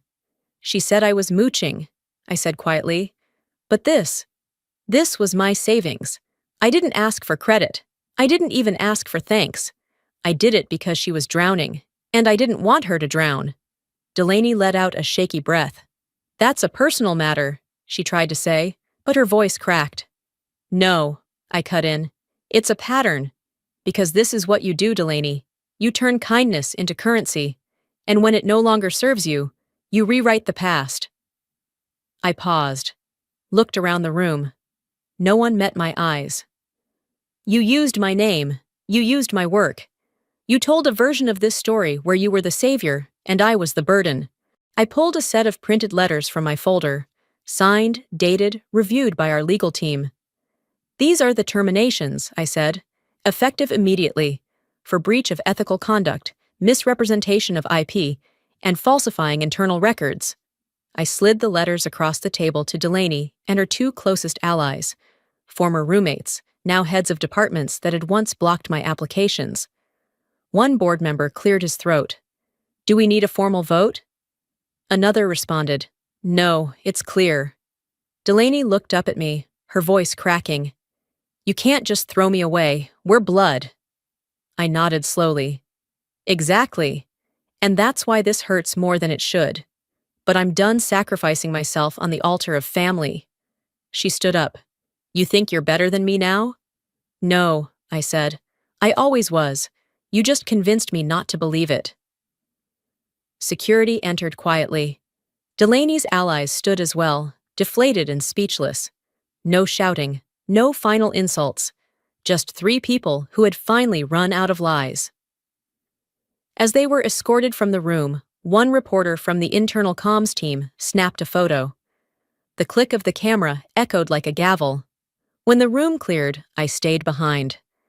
The sun streamed in through the tall windows, casting a quiet spotlight on the head of the table. I walked over, ran my fingers across the etched glass nameplate. Vera Monroe, CEO. For the first time, It wasn't taped, wasn't borrowed. It was mine. I didn't cry. I didn't smile. I just breathed. I didn't want applause. I just wanted my name back. The next morning, I arrived at the office long before anyone else. The air was still, almost reverent, as if the walls themselves were catching their breath after the storm that passed. My heels echoed softly as I walked through the polished lobby. My reflection caught in the glass, a quieter version of the woman who stood here years ago. She was younger, hungrier, but she had no idea how much she'd need to lose before she could reclaim herself. When I reached the top floor, the receptionist glanced up and offered a cautious smile. "Ms. Monroe," she said, her voice nearly a whisper. I nodded gently, not correcting her tone or cadence. It would take time, and I was in no rush. My office, yes, mine, was exactly as it had been left the evening before, but the sunlight painted it in a warmer shade this time. It poured across the desk, hitting the nameplate square in the center like a spotlight. Vera Monroe. Etched, permanent, no longer borrowed. On the shelf behind me was a framed photo, not of me or Delaney, but of our original team, back when we sat in a garage with whiteboards and Post-its and dreams too big for our zip code. I reached out and turned the frame slightly, so it faced the room. Moments later, Ruthie entered without knocking, a folder in one hand and a paper cup in the other. "Press wants a quote," she said. "The board just finalized a release." I took the paper from her and scanned the headline. Reynolds Holdings welcomes back founder. New era begins. I folded the page in half and set it aside. It was never about the press. Ruthie smiled, not pushing further. She placed the coffee down and leaned against the wall. "You ever gonna go back to the house?" I shook my head once. Too many ghosts in those walls, and not the kind you can clean out with bleach. Neither of us said anything for a while. The quiet didn't feel heavy. It felt earned. Later that afternoon, I checked my voicemail, though I already knew I shouldn't have. Sure enough, one new message. Delaney. Her voice was calm, too calm. "You left me no choice," she said. "You made me feel small. What else was I supposed to do?" I didn't finish the message. I didn't need to. The absence of remorse stung deeper than any insult ever could. She hadn't learned. She hadn't broken. She'd just reshaped the lie in a new container. But that was no longer my burden to carry. I deleted it and placed my phone face down on the desk. That evening, I passed a junior designer in the hallway. She looked maybe 24, still gripping a sketch pad like it was armor. She stopped me shyly. "Ma'am," she said, then faltered. "I just wanted to thank you for what you said in the town hall last month about making space." I offered a small smile. "You don't have to earn space," I told her. "You just have to claim it." She blinked, surprised, then nodded and walked on. Back in my office, I opened a long-forgotten drawer and found an old sketch, a logo I'd drafted in the early days. Delaney once said it was too subtle to be memorable. I pinned it on the corkboard beside my desk. "Subtle," I murmured, "is sometimes the loudest thing in the room." Before closing up for the night, I received a ping from Ruthie. "You might want to see this," the text read. A link to a podcast. Delaney's voice came through before I even clicked play. "I was misunderstood. I was doing what I thought was best for the company and our family." I paused it halfway through. I didn't need to hear the ending. Ruthie appeared in my doorway just as I closed the browser. "You're not going to respond?" she asked, arms folded. "No," I said. "Some people need the last word. I don't." The following week, I walked into the company's all-hands town hall. This time not as a ghost, not as a legend others whispered about, but as a leader who had earned every scar. There was no fanfare, no dramatic music, just a quiet stillness before I spoke. "If you ever feel like no one sees you," I said, "just remember, not being seen doesn't mean you don't matter. It just means it's not your time yet." The applause came like a wave, warm, honest, real, but I didn't let it linger too long. I nodded, stepped back, and let the next voice take the floor. I hadn't come back to be worshipped. I came back to end a chapter and begin one that finally belonged to me. There's something about silence that teaches you more than applause ever could. For so long, I confused being quiet with being weak. But strength doesn't always look like shouting. It can look like standing your ground when the world wants to erase you. If there's one thing I've learned, it's this. You don't need permission to matter. You don't need anyone's approval to reclaim your name, your worth, or your story. Whether it's family, work, or life itself, don't wait to be invited. Build your own door, walk through it, and close it behind you if you must. I know I'm not the only one who's felt overlooked or underestimated. So I'll ask you this. Have you ever stayed silent when you should have spoken up? Have you ever had to fight quietly for something that was already yours?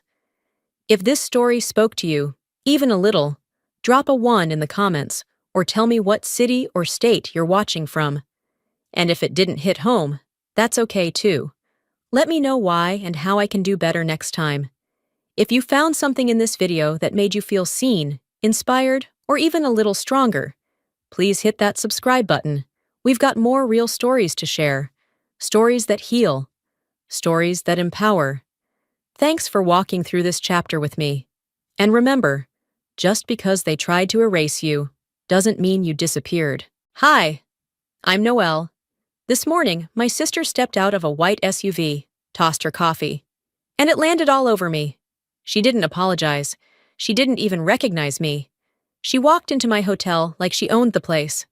But then, her fiancé looked me dead in the eye and called me boss. They say family's supposed to know you best. But what happens when they pretend you don't exist until they need something? What if the sister who used to mock your dreams now works under your name and still doesn't say thank you?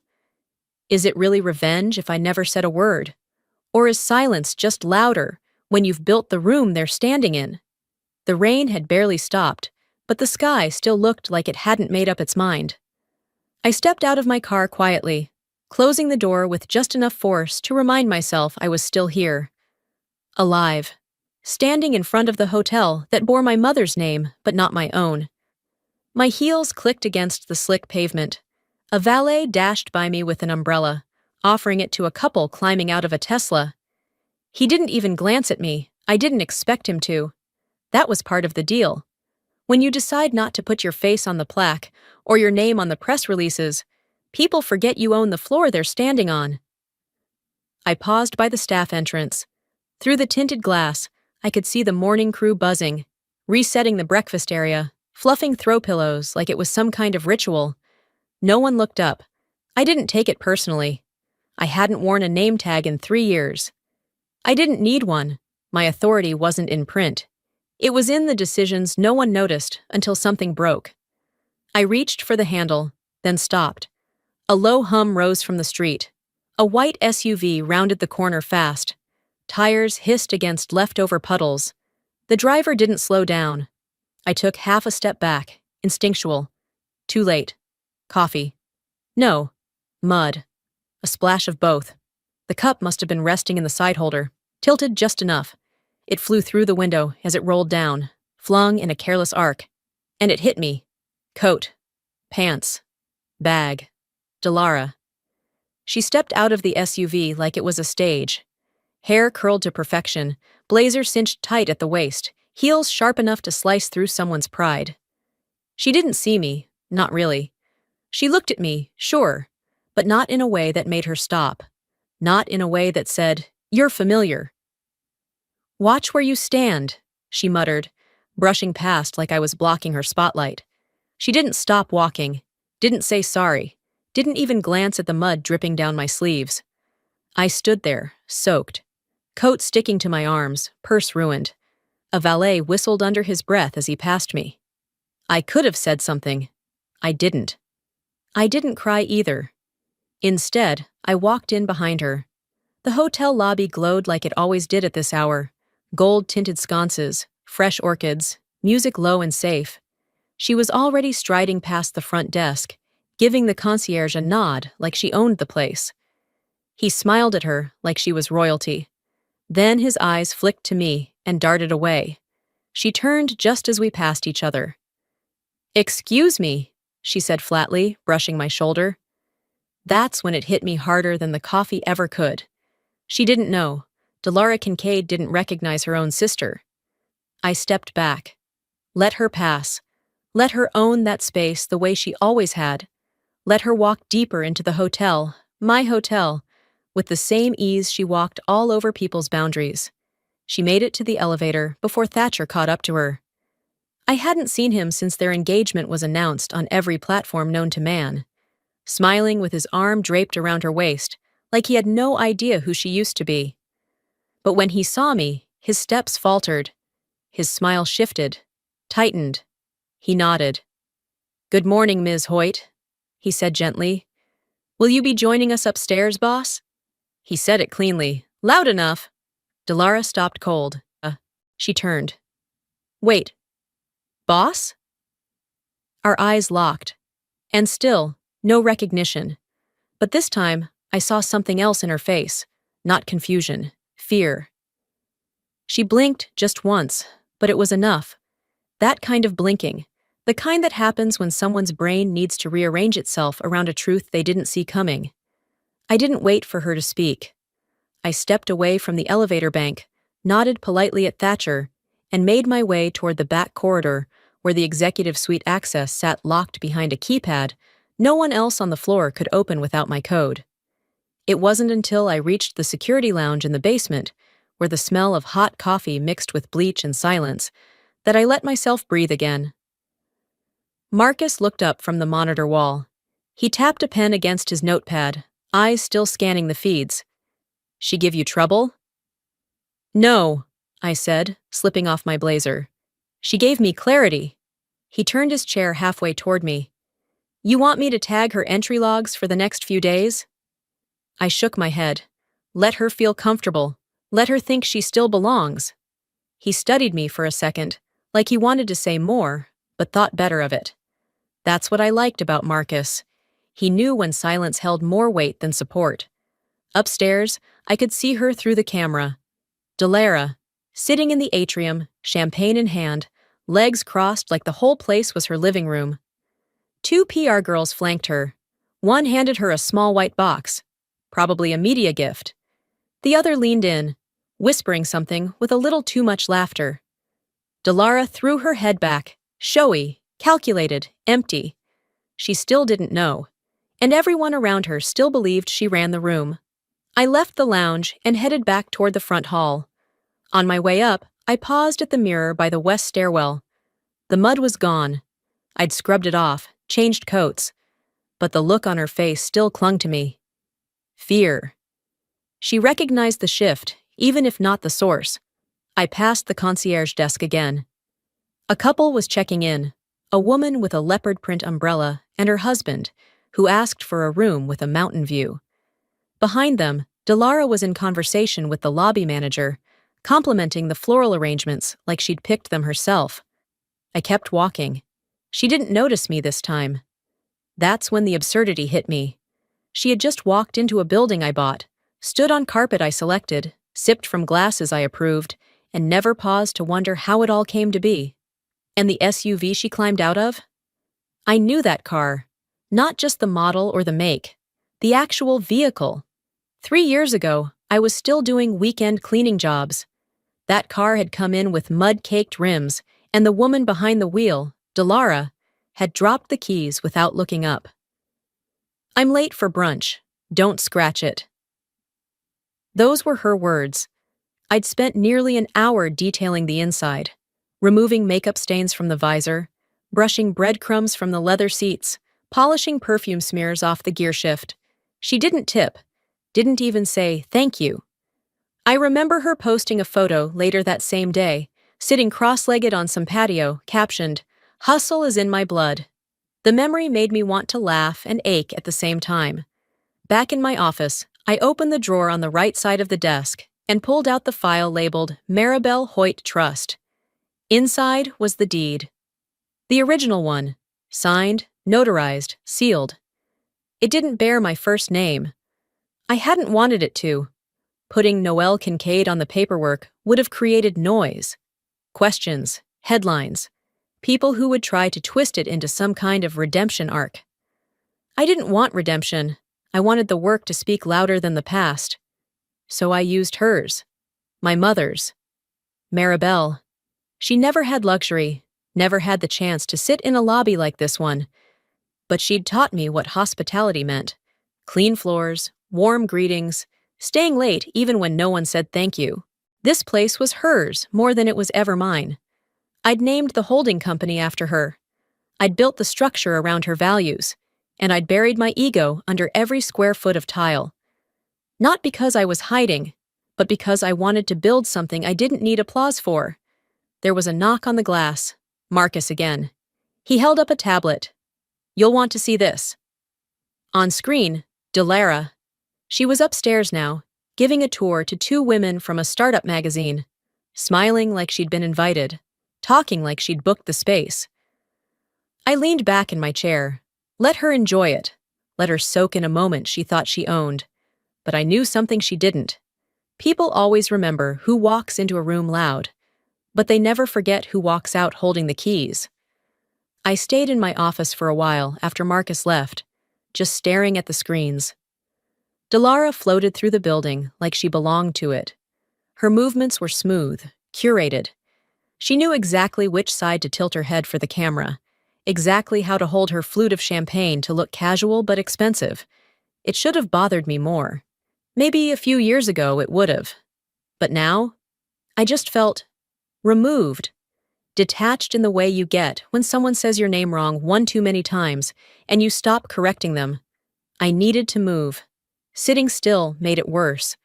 I grabbed the key ring from my drawer and headed out through the side exit, avoiding the lobby altogether. There's a narrow marble staircase at the far end of the West Wing. No signage, no carpet, no elevator access. Guests never use it. It leads to a storage landing now converted into a plant room for the rooftop garden. I climbed it slowly. Each step echoed in that hollow way old buildings hum when they think you're alone. My fingers trailed the railing. I'd had it restored last year, kept the original wood instead of switching to stainless steel. I liked the imperfections, the scratch marks, the shallow grooves where hands used to grip it in different eras. That railing had witnessed more truths than any security feed ever could. That staircase used to go nowhere. It was a leftover from the hotel's original layout, a forgotten shaft between two floors. When I took over, I had the wall knocked out and gave it a purpose. Quiet. Hidden. Necessary. That was the first thing I ever redesigned here, and I never told anyone. I stopped on the top step and closed my eyes. The air smelled faintly of lavender. Ms. Nadine, our overnight manager, must have set the diffusers again. But scent wasn't what stirred the memory.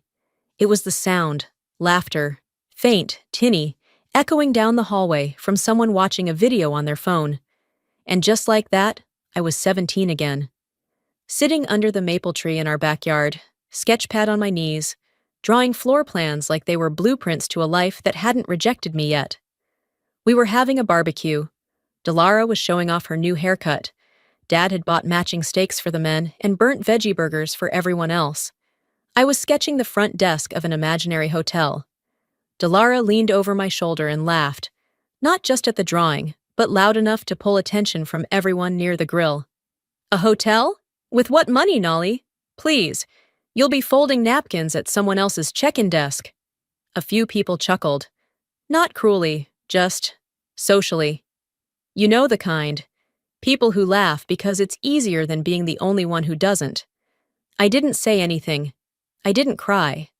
But I remember folding that sketch into 4 perfect squares that night and shoving it into the fireplace before anyone saw it again. I still remember the sound it made as it burned, like it was glad to be gone. And that wasn't even the worst of it. There was the Christmas photo. I was maybe 12, Delara 15. Mom had everyone dressed in matching red. White fireplace behind us, snow falling just right. Except I wasn't in the photo.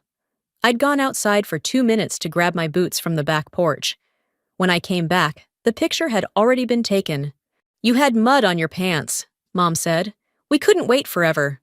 Delara had been the one to shut the door behind me. That photo still sits in a silver frame on our parents' bookshelf. No one notices who's missing. They just say, "What a perfect moment." And then there were the letters. I didn't even know they existed until a year after high school. Ms. Ramos, my guidance counselor, ran into me at a gas station just outside of Tacoma. I was working 2 jobs, still trying to figure out how to afford a single community college class. She looked genuinely confused. "I never heard back from you," she said. "You got into 2 programs. We mailed the packets." I blinked. "What packets?" She described them. Envelopes with school seals, brochures, financial aid info. She even remembered I'd qualified for partial grants. The mail that week had been Delara's job. I'd had finals. I was barely sleeping. She'd picked everything up and tossed what she didn't want to carry. "I figured it was junk from schools you couldn't afford anyway," she said a month later, like it meant nothing. She admitted it, casually, with a shrug. No apology, no guilt, just, "What was I supposed to do? You didn't even know they came." She was right. I didn't. That memory had been buried under a dozen others like it, but it surfaced now with the clarity only silence can bring. Not the scream kind, the type that settles into your bones and changes the way you stand. Back in my office, I opened a drawer and pulled out a shoebox I kept hidden under files. Inside was a faded photo, not the Christmas one, not the barbecue. This one was taken at my cousin's wedding. Someone else had snapped it by accident. I was standing at the edge of the group, slightly turned away from the camera. Delara was front and center. The rest of the family formed a semicircle around her like she was the sun. I was there, just barely. My smile was small, measured, not fake, not full. I held the photo for a long time. I wasn't invisible. I just learned how to stand where no one looked. I tucked the photo back into the shoebox and slid it beneath the stack of old financial records. The kind of records no one ever asks to see unless they're trying to figure out where something went wrong. I pressed the drawer shut with the side of my hand and stood up slowly, my knees aching a little more than I cared to admit. Outside the office, the hallway was quiet. Not silent, just that kind of muffled quiet that comes when people are trying not to be obvious about what they're whispering, the kind that pretends not to know. I made my way toward the staff stairwell, thinking I'd take the back way up to the rooftop for air. My phone buzzed in my coat pocket. The name flashing across the screen wasn't a surprise. Aunt Rebecca. Her message came in quick taps. "Noelle, please don't make this into a thing." I didn't reply. Then a second message. "She didn't mean it. Don't ruin her moment." I stared at it for a few seconds, thumb hovering, then let the screen go dark. I turned the phone over in my hand and placed it face down on the windowsill beside the stairwell door. It felt better out of reach. It wasn't the first time someone asked me to stay quiet so someone else could shine. I continued up the stairs. Halfway through, another message arrived. This one from Cousin Graham, who I hadn't heard from since Mom's funeral. "Family First Group is planning something special for Delara's engagement. You'll be proud of what we've put together." I blinked. Family First? I hadn't heard of any group chat. Moments later, a notification popped up from my assistant, Lacey. It was a forwarded screenshot, a thread, a group chat. Family First. All my relatives, all the people I'd once held my breath around at reunions, talking about Delara's engagement, gushing about the venue, the florals, the cocktails, the perfect rooftop for a sunset proposal pic. My hotel. Every line of that thread burned slow. Noelle doesn't even like being on camera. We should keep it Delara only for press shots. Can we ask her to enter from the side so she's not in background frames? I closed the file and sat down on the bottom stair. Not in background frames. I had to read that twice to believe it. Then I laughed, short, not loud enough to echo. I took a screenshot of the whole thing and texted it back to Lacey. Cancel their reservation. Use the usual phrasing. I don't care what excuse. I didn't explain. She wouldn't need one. Upstairs, I could hear the soft murmur of guests settling into early dinner reservations. Someone's heels clicked across the upper landing. I didn't look up. I didn't need to know who it was. I'd already learned the pattern of footsteps that moved like they were born to be seen. Dalara's digital fingerprint was everywhere. Her Instagram pinged a new post a few minutes later. Couldn't do this without my family. Grateful to the ones who've stood by me from day one. Photo, her fiancé, our parents, champagne glasses raised, sunset behind them. I pinched the image to zoom in. No tags, no captioned names, no trace of me. But that wasn't the part that stunned me. It was the background, my hotel lobby, down to the gold-rimmed vases I'd had custom designed from a local Seattle artisan. And there was Lacey, out of focus, mid-step, walking behind the front desk. I wasn't in the picture, but the details were all mine. Every inch she used to shape her image had my fingerprints embedded in the seams, and she never once acknowledged it. It didn't even hurt anymore. It just confirmed what I'd been too polite to say aloud for years. Dalara didn't forget to include me. She deliberately edited me out. I stood up, tucked my phone into my coat, and walked back toward the hallway. That kind of exclusion isn't an accident. It's a tactic. It's what people use when they want to erase you without looking like they're trying. I passed the banquet team reviewing the week's setup schedule and nodded to them on my way through. They nodded back like nothing was out of place, like my last name wasn't being scrolled through hundreds of devices while simultaneously scrubbed off the guest list. Just before I reached the elevator, I deleted the thread. Every message, every screenshot. Then, I opened Dalara's profile, hovered over the following tab, and tapped unfollow. I wasn't angry. I was done. As the elevator doors slid open, I looked up, and there he was. Thatcher. He didn't look shocked to see me. He didn't look awkward either. He just stood there, hands in his pockets, eyes steady. He looked at me, not like a man confused, but like someone who had finally put two and two together. He didn't say anything at first, just stood there in the elevator, like he'd been waiting for me, not impatiently, but with a kind of quiet certainty I didn't expect. I stepped in beside him without speaking. The doors closed, floor 10 lit up. He finally said, "You changed your hair." "People do that," I said. He nodded, eyes ahead.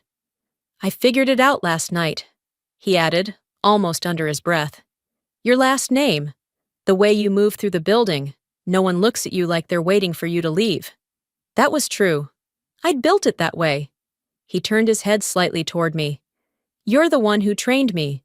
You corrected every draft I sent for 3 months straight.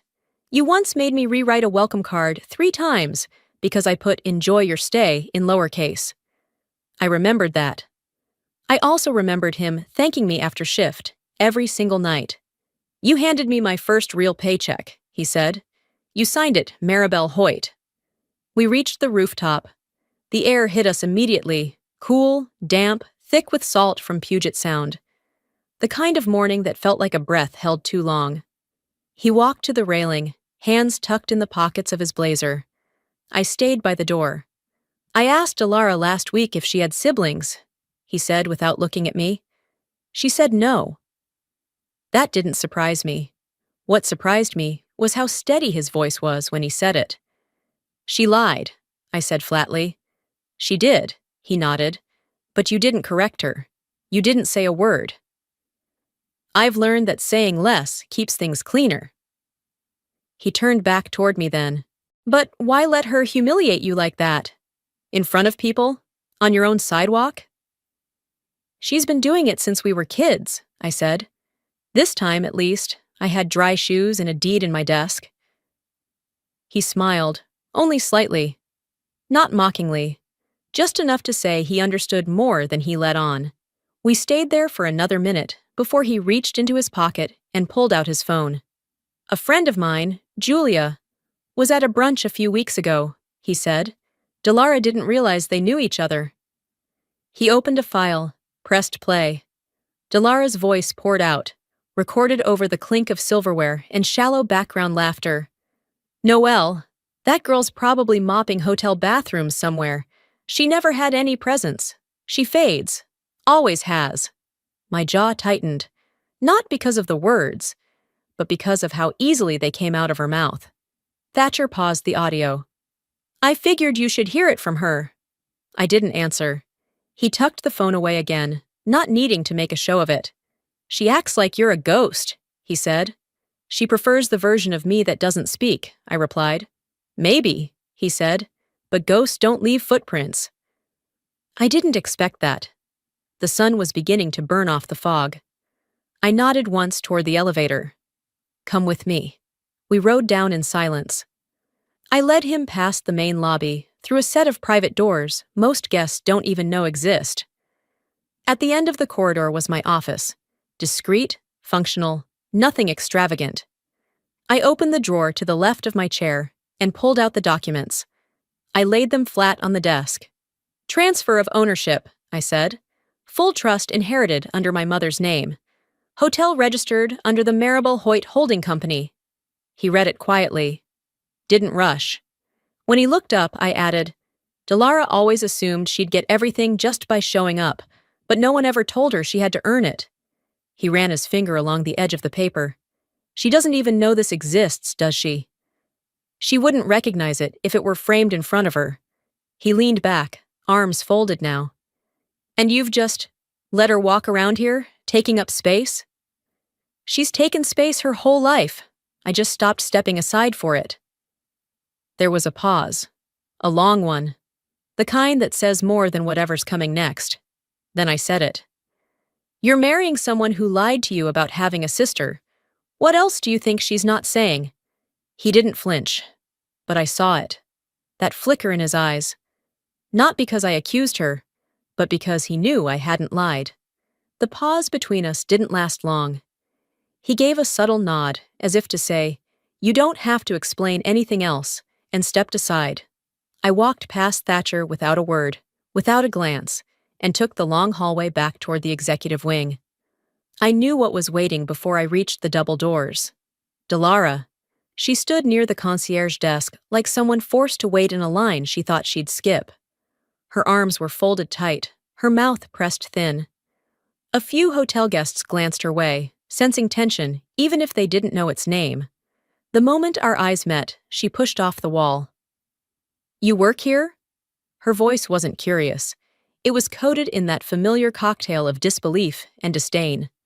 Before I could answer, Thatcher stepped in from behind her. She doesn't work here, he said calmly. She owns this building.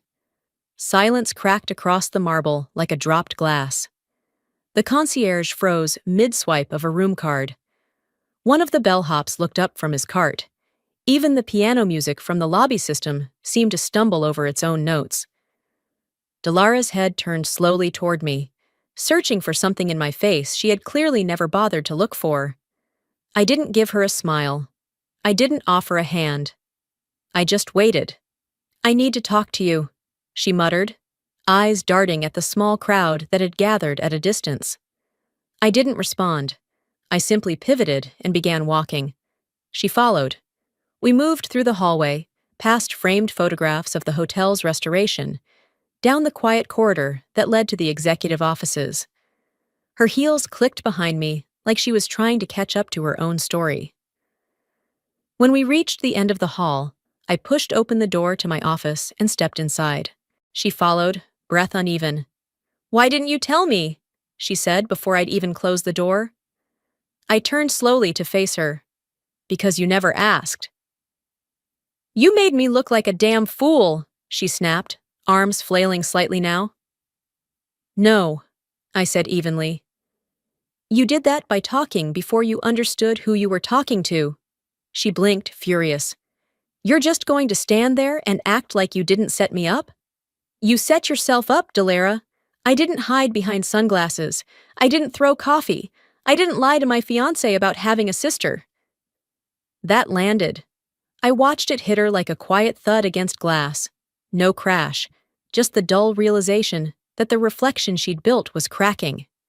She sat down without asking, gripping the armrest like it would keep her balanced. I was embarrassed, she finally said. You always made me feel small. I leaned forward slightly. No, I just never played along when you tried to act bigger than you were. She looked up at me, wounded. You really won't forgive me? I took a deep breath and let the words sit before I said them. Forgiveness is not a discount code I hand out to people who call me invisible and then want to skip the checkout line. You haven't earned it, and I'm not interested in pretending you have. She stood, pacing now. So what, you just want me to grovel? I don't want anything from you, I said, but I also won't let you rewrite the story just because the ending isn't flattering. Delara stopped at the edge of my desk. Then why let me in at all?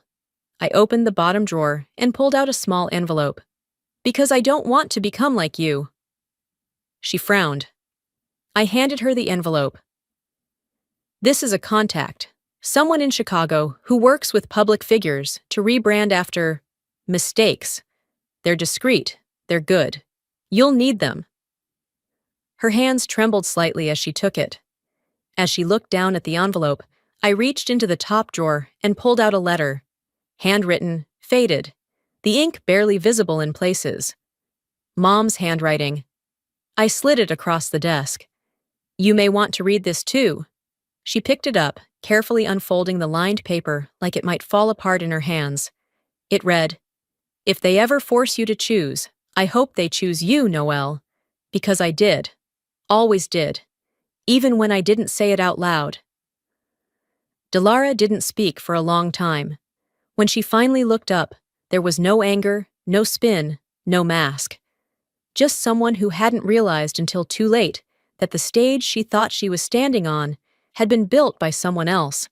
Behind her, at the door, stood Ms. Abrams, her best friend, the one who'd been at every party, every campaign, every curated shoot. She didn't say a word, but she met my eyes, and in a voice softer than I'd ever heard from her, she said, I wish I'd known. Delara started to speak. I raised my hand gently. You don't need to say anything else. She hesitated, then left, and I didn't watch her go. After Delara left my office, I stayed for a few minutes, letting the room settle. The letter from my mother still lay open on the desk, and the silence that followed wasn't heavy. It was whole. I turned off the overhead light, closed the door gently behind me, and walked toward the service hallway. On my way down to the control room, I passed a housekeeper prepping for the evening shift. She offered me a nod, no words. That small gesture meant more than a dozen press quotes ever could. Marcus was already seated at the desk when I entered the security lounge, eyes locked on the main screen. His hand hovered over the pause button. You're gonna want to see this, he said, not taking his eyes off the monitor. I stepped behind him just as he hit play. It was footage from 2 days ago, pulled from the front entrance feed. Delara, exiting her white SUV, sunglasses on, spilling coffee, onto me. The camera angle caught the whole thing, her wave to the cameras, the dismissive flick of her wrist, and my reaction. Or lack of one.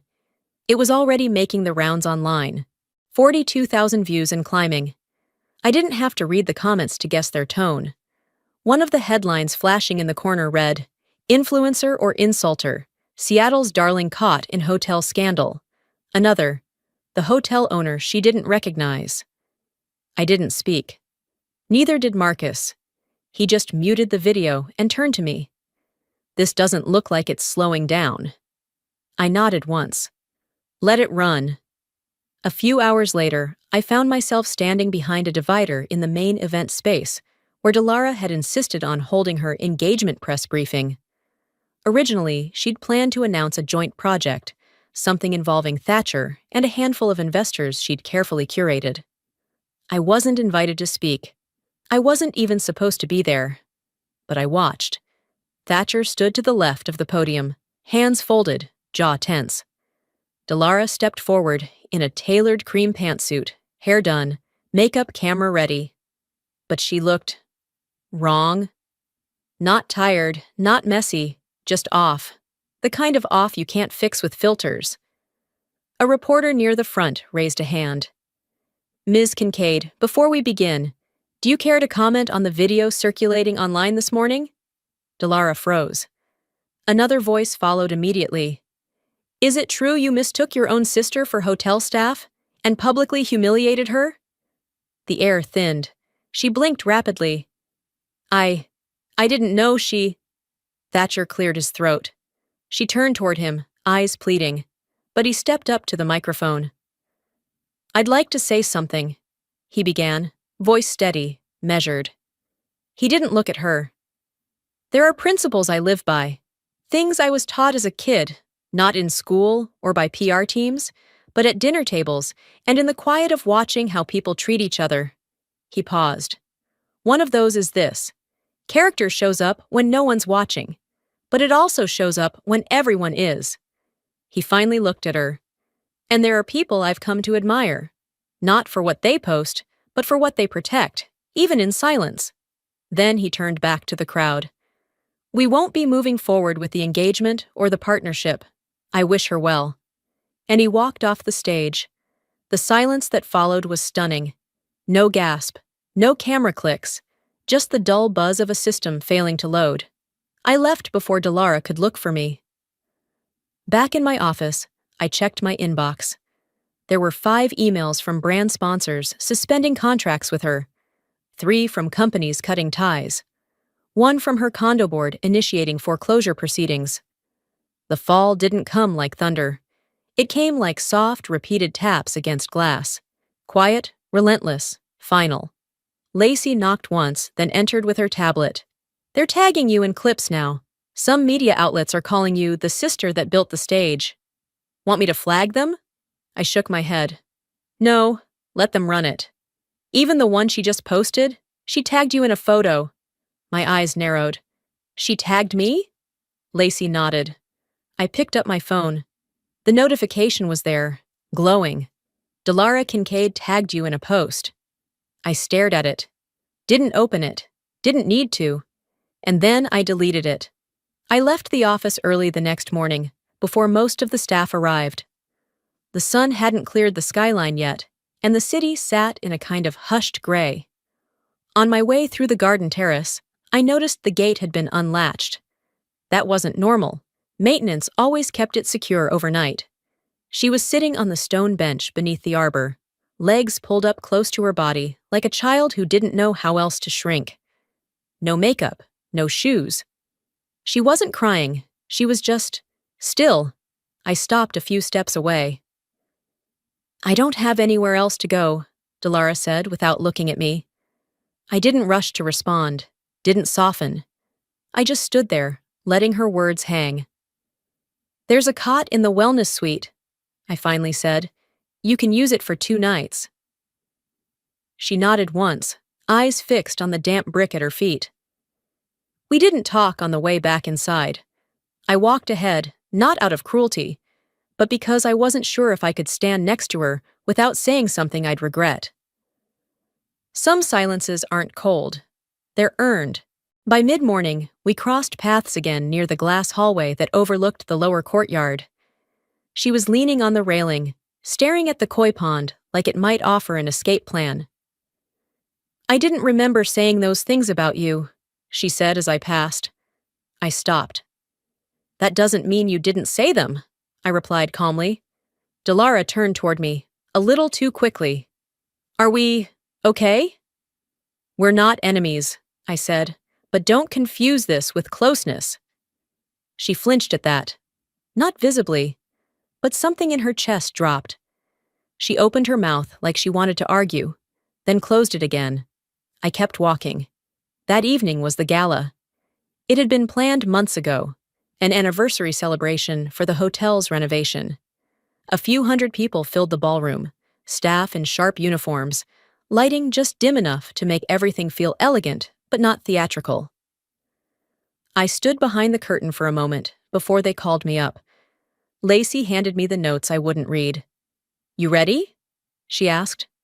I nodded. As I walked onto the stage, I heard someone whisper, "That's her." I didn't look to see who it was. I reached the podium and let the crowd quiet themselves. "Some people think dignity is about keeping quiet," I began. "Others think it's about being seen. I think it's about knowing when to speak and when not to." That wasn't on the cards, but it was what I meant. I want to thank the people who show up on time, stay late, and never ask for applause. You're the reason this place breathes. I never said Dilara's name. I never needed to. People knew. They always do, eventually. After the applause, I walked off the stage and took the side route toward the staff wing. The back hallway always felt more honest. I stopped by the locker room on my way out. Dilara had been given a temporary locker to store her things. It sat on the bottom row, near the old vending machine that only took quarters. I pulled a small envelope from my coat pocket. Inside was a card with the name of someone I trusted, an image consultant who worked quietly with women rebuilding their public lives after scandal. No strings, no notes, just one line I'd written across the flap. "Do something new, with less damage this time."